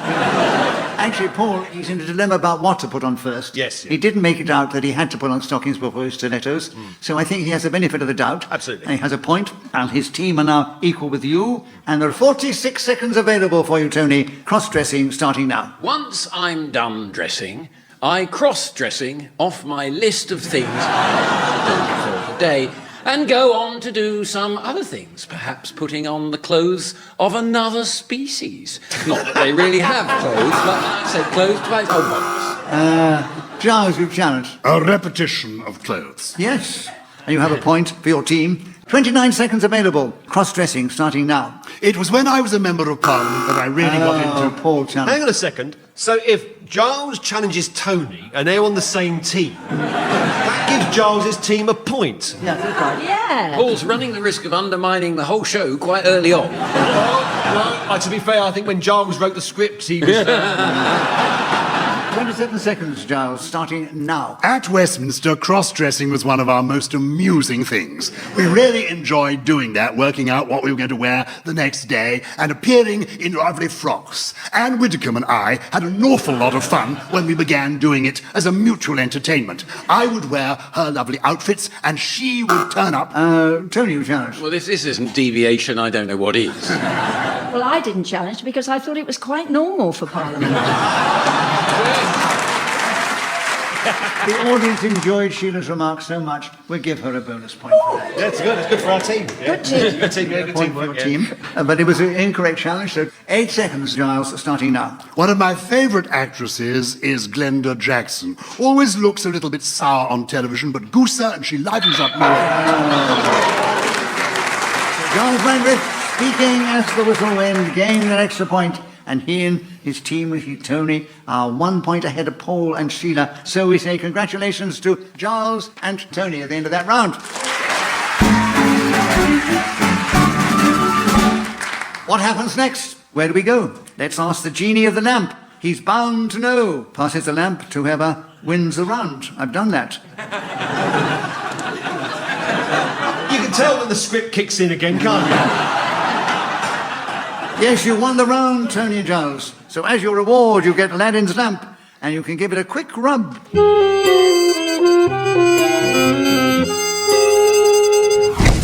Oh, hello. Here I am, Julian Clary, Genie of the Lamp. And Julian, answer please our question vexed. What happens now? Where do we go next? In our story, we turn the page and an ugly sister leaves the stage. What? I've got to go now. So it seems. Thank you for being with us, ladies and gentlemen, boys and girls. Tony Hawks!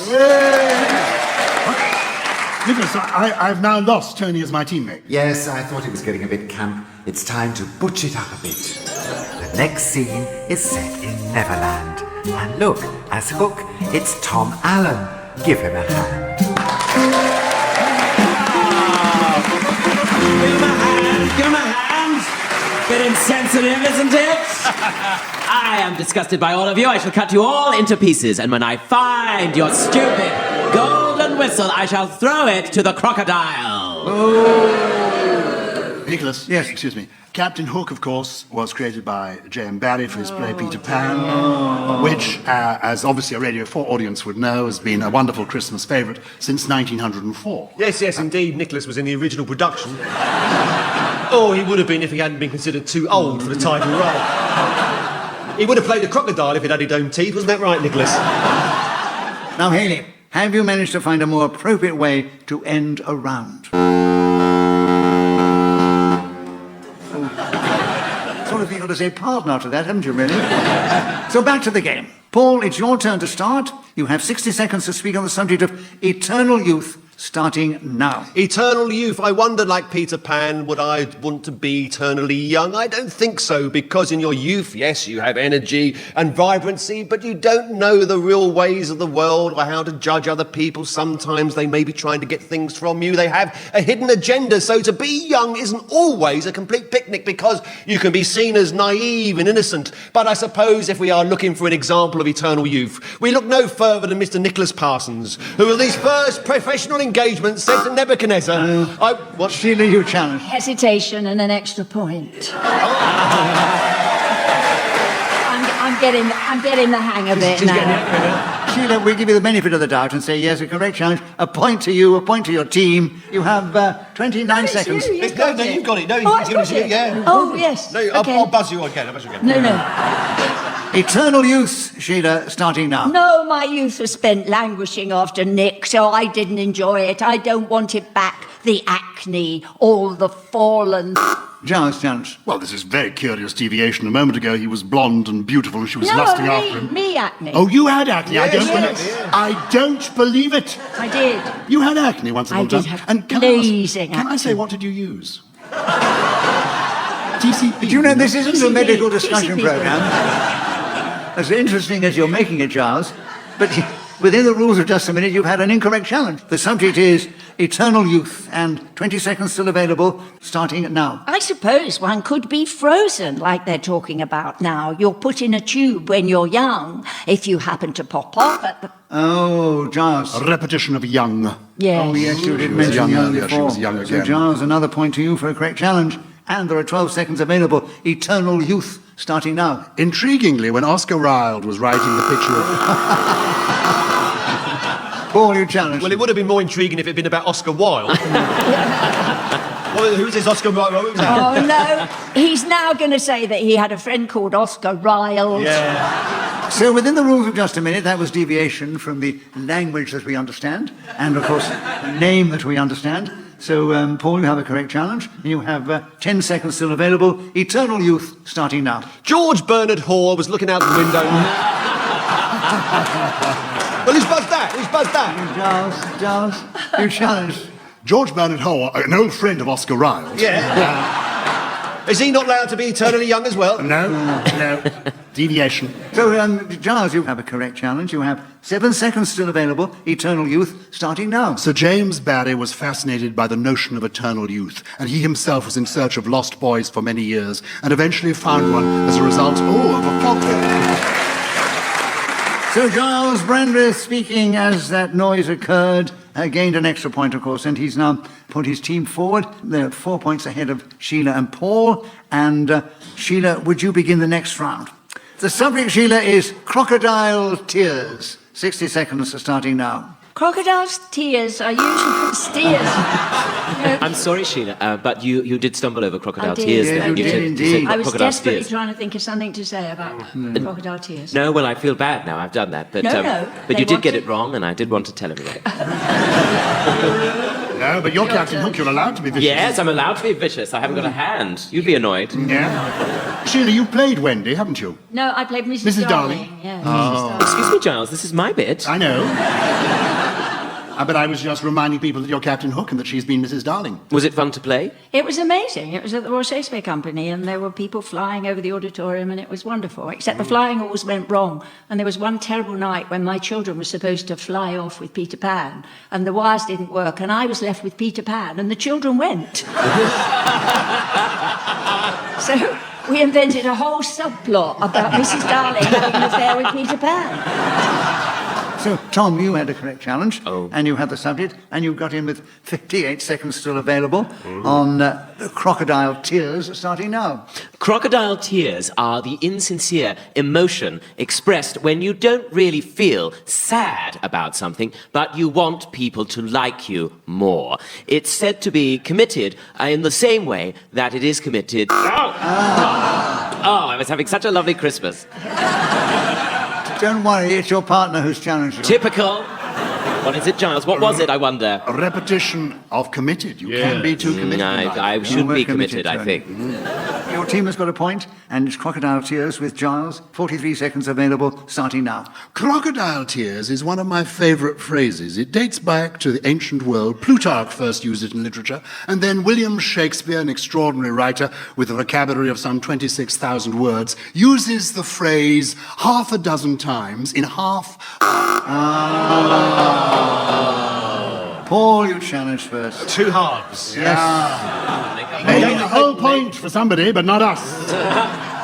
Paul, you've got in with 25 seconds to go, and the subject is still crocodile tears, starting now. As we met on the banks of the Amazon, our eyes danced together. A romantic twilight was beaming between us. The crocodile had a smile I'd never forget. I had a handbag in my hand, which the crocodile said used to be its cousin. But I said, no, I'm after you. Can you not tell those gnarly green lumps on your back are driving me insane with lust?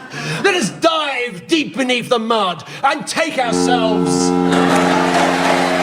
Thank goodness it's not there. So, Paul Merton, speaking as whistle, gained that extra point, and his team now are still trailing Giles and Tom, but they're only 3 or 4 points behind, and we go into the next round, and the subject now is the plank. Tom, 60 seconds, if you want it, starting now. The plank is a name we gave to a boy at my school called Graham because he was so stupid. However... Paul challenge. Hesitation. Yeah, there was a hesitation. There was just a breathing. Yeah, I know. No, you Don't can't you breathe? No. Not the only plank at your school, then. Paul, you're so mean. And me, a relative newbie and all. I'm feeling sorry for Graham, who's not here. Who's not here, because he's not real. Anyway. Right, on with the game. Paul, correct challenge. Another point to you. 51 seconds available. The plank, starting now. It was a short film made by Eric Sykes twice, once in the 1960s and again some 20 years later. The original starred himself, Tommy Cooper. I believe Arthur Lowe might even have played a part. Certainly Jimmy Edwards was in there as a policeman. It was one of those silent comedies that the Sheila, you got in. Well, we got an extra point. Oh, an extra point.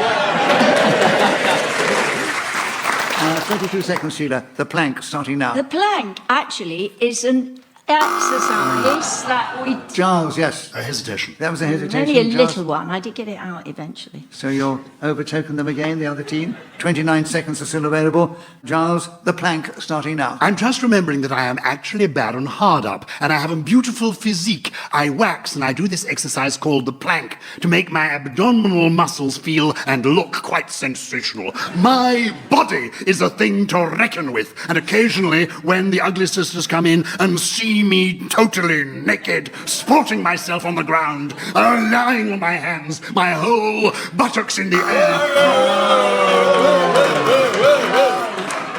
No. Oh, you challenge. Yes. It's Christmas Day, and I behave myself. Some people haven't finished their turkey yet. And they won't now. So, Paul, what was your challenge with the rules of just a minute? Well, I did just the grounds of human decency and try and get So an we image call out of that our deviation. head. So Anyway, he stopped describing the exercise, which there is an exercise. It involves this. No, I think your bottom in the air is deviation. Oh, no, it isn't. There are 3 seconds to go on the plank with you, Paul Merton, starting now. The plank was stuck on the other side of the ship. I walked it into the... Well, that's the end of that round. Both teams are equal together. Tom, you're nearest to me, so I'm going to hand the lamp to you. Choose where we go next in search of our missing whistle.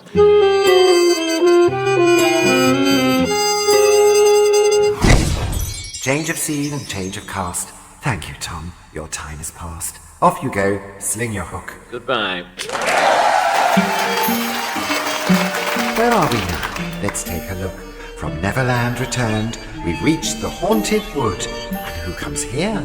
It's Robin Hood. And playing the part, I'll be bound. It's one of our favourites, Rufus Hound. I'm here, and I'm Robin Hood at your service. I've come without my merry men. This seems to be a bit more of a cut price panto. More Lidl than Waitrose. Welcome, Rufus. Hayley, what noise have you got for us now? What's that? What's that meant to be? Is that one of your kidneys falling out? I think with his Robin Hood is supposed to be a bow and arrow. Oh. OK, Paul, it's your turn to start. Yeah. You have 60 seconds to speak on the subject of He's Behind You, starting now. As I traipsed through the woods at midnight, I heard a sound, a crackling twig behind me. Could it be my sworn enemy? A man I hadn't seen for 34 years since that fateful evening in Leamington Spa. It was true, there he was. Horace Grimwald was his name. A face of thunder, pockets of lightning, Giles, you challenged. Hesitation. Yes, indeed. Right. So, Giles, you have the subject, which is He's Behind You, and there are 40 seconds available still, starting now. At court, this is a familiar phrase. When Her Majesty inquires where the Duke of Edinburgh is, all the courtiers cry, "He's behind you!" And indeed, Prince Philip is 3 steps behind. Paul challenged. Possible repetition of Prince Philip? No, Duke of Edinburgh, I said first. Oh, did you? Yes, thank you, thank you, thank you, thank you. Hey, thank you, thank you. He's played the game Repetition a few of times. thank you. So an incorrect challenge, Charles. Another point to Yeah, your team. absolutely. He's behind you, and 26 seconds available, starting now. I have actually appeared as Baron Hardup upon the stage, with Bonnie Langford playing Cinderella and the beautiful Barbara Windsor in the role of the fairy godmother. He's behind you was the cry that we heard regularly from our audience as the naughty Brian Conley, essaying the role of Buttons, did funny things at the rear of the stage involving a lot of pastry and amusing props of different kinds. He's behind you is the cry. Charles Brandreth speaking as a whistle when gained that extra point, and he's got another point for his team. And we're now with you, Rufus. We'd like you to begin the next round.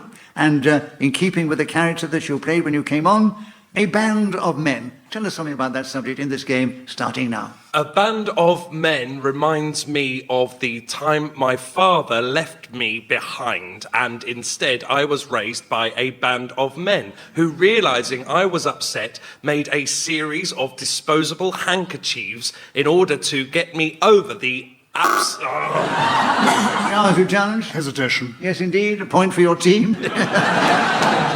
A band of men is with you, Giles. 41 seconds available, starting now. I have recently joined a band of men. It's not a boy band, it is indeed a band of men, led by Sai, a South Korean, who is teaching me this marvelous new dance. I got it from my daddy, is what I do, and I sing this dancing away in a most curious fashion. I was arrested, in fact, on Thursday night, somewhere in Soho, doing this thing with my band of men. I hoped it would be a happy experience. It's turned out to be quite traumatic.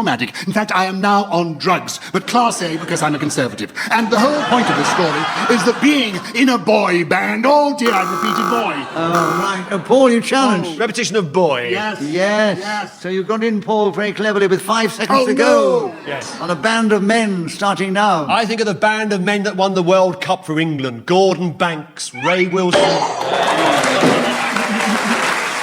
And so we say at the end of that round in this particular section, you are the winners of that round, Giles and Rufus.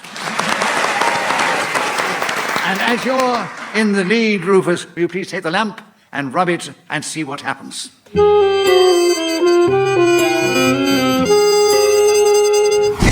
I must say I'm enjoying this rubbing. My lamp's still tiny, but it's really glowing, and it's gone all shiny. Well done. You're through the wood, Robin's done his stuff. So goodbye, Rufus. Enough's enough. We're off to the ball, and here she comes. Good heavens. As Cinderella, it's Pippa Evans.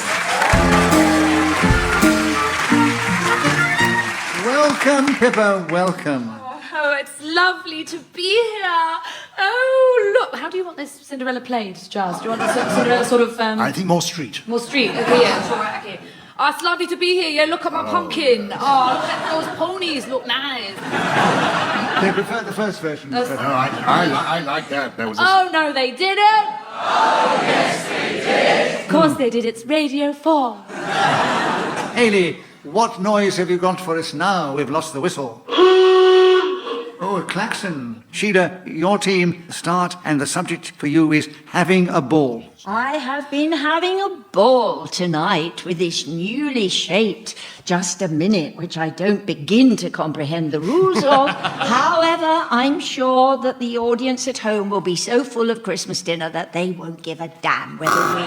And, Giles, your challenge. They're going to have to eat very early indeed, since we're going out at 1:15 in the afternoon. Is that particularly early for Christmas dinner? Or do you not eat till the Queen? Some people will be having their Christmas dinner at 1:15. What time do you have your Christmas When do you have dinner? your dinner? Oh, I'm so sorry. So an incorrect challenge. A point to Sheila there. A snobbish challenge, I thought. Right. And you have, Sheila, 45 seconds still available. Having a ball, starting now. It is actually a phrase that means that you're having a good time, so it's not one that I use very often, as most of my life is miserable and wretched. Because I'm that sort of person. I don't care if it's Christmas or not. I want to be absolutely wretched, because the world... Oh, Pippa, you challenge. I believe you repeated wretched, fairy godmother. Yes, I believe you did. 26 seconds, and it's having a ball, starting now. I went to my sixth form ball and I didn't get to kiss any of the boys because I was not a pretty girl. I looked very much like a sack of potatoes, even though I had put mascara on, so I just looked like Mrs. Potato Head. Paul, challenge. A repetition of look like. Yes, look like. And potato. Paul, a correct challenge. There are 8 seconds still available on this subject. Having a ball, starting now. Gordon Banks threw the ball out to George Cohen. He looked up. Bobby Moore was overlapping on the left wing. He crossed towards the centre. Up rose...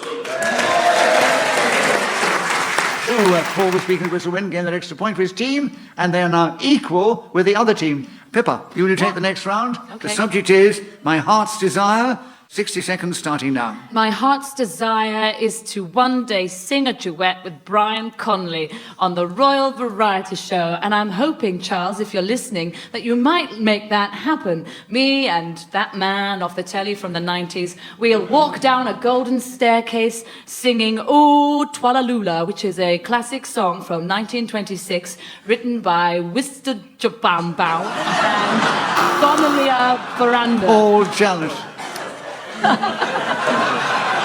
I think possibly deviation from the facts of musical theatre as we understand them. The correct challenge, we know it wasn't written by that person. And there are 34 seconds available. My Heart's Desire, starting now. As I looked towards the mountains where I'd last seen her, the sun kissed the top of the slopes, and I realised I would miss her forever. Her name was Madeline. I never caught her last. She had beautiful blonde hair, golden blue eyes, which is an odd mixture. Sheila challenge. Deviation, golden blue. They're either golden or they're blue. I said it was an odd mixture. Sheila, you've got another point for your team. Oh, no, it's outrageous. I've come here all the way from Great Portland Street to do this show. So the outrageous bring me out for this. They shouldn't have women on this show. Shouldn't have women on the show. That was his... It's not messing about. It's not messing about. No, we can't have that. No, really, no. And that's the best Winston Churchill here this year. The best. That's the best.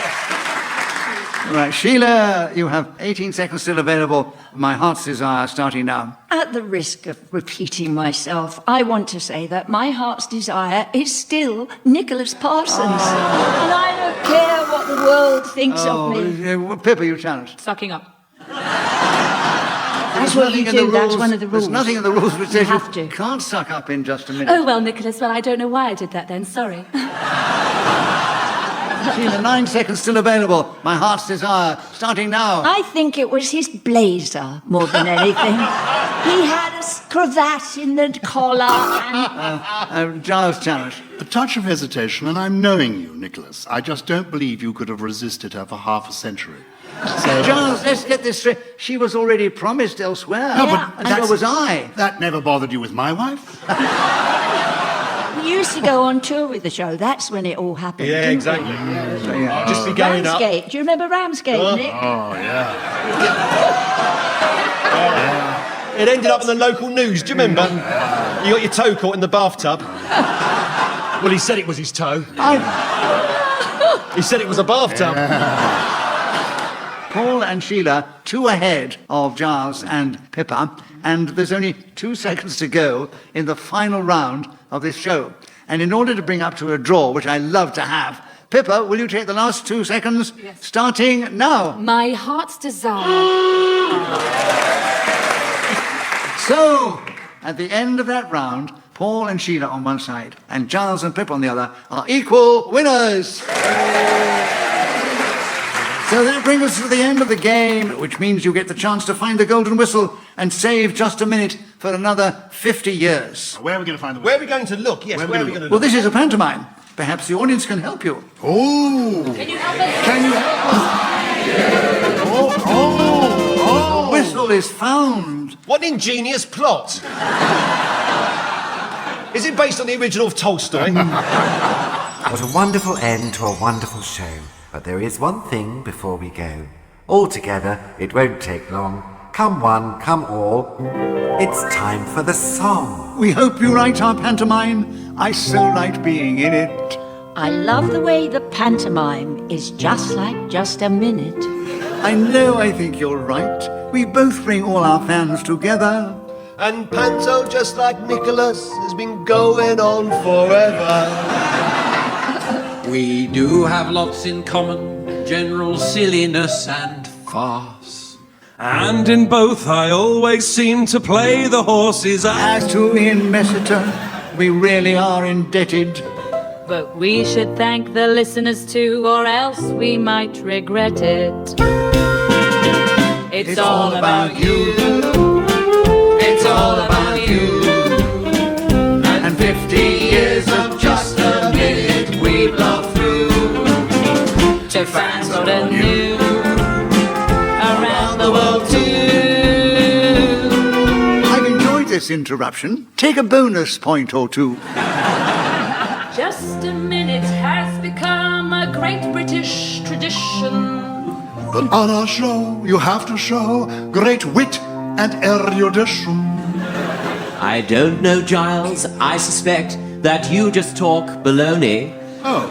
And I've been known to stretch the time by speaking really slowly. No hesitation, repetition, or deviation from the theme. Double entendre, I'll give you one. But try to keep it clean. It's all about you. It's all about you.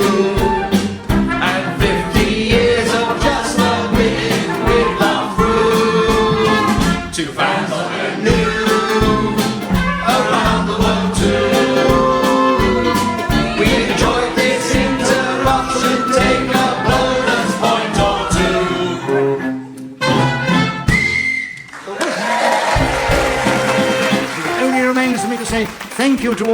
7 players of the game: Paul Merton, Sheila Hancock, Giles Brandreth, Tony Hawkes, Tommy Allen, Rufus Hound and Pippa Evans. Thank you, of course, to Julian Clary as our genie.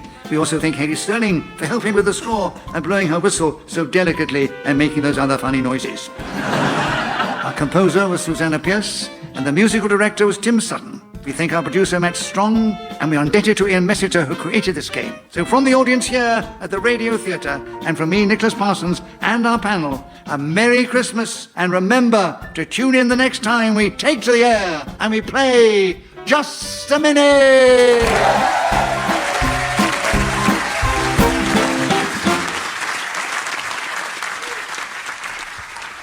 Just a Minute Does Panto was a BBC Studios production, and the Just a Minute team will be back with a new series later in the new year.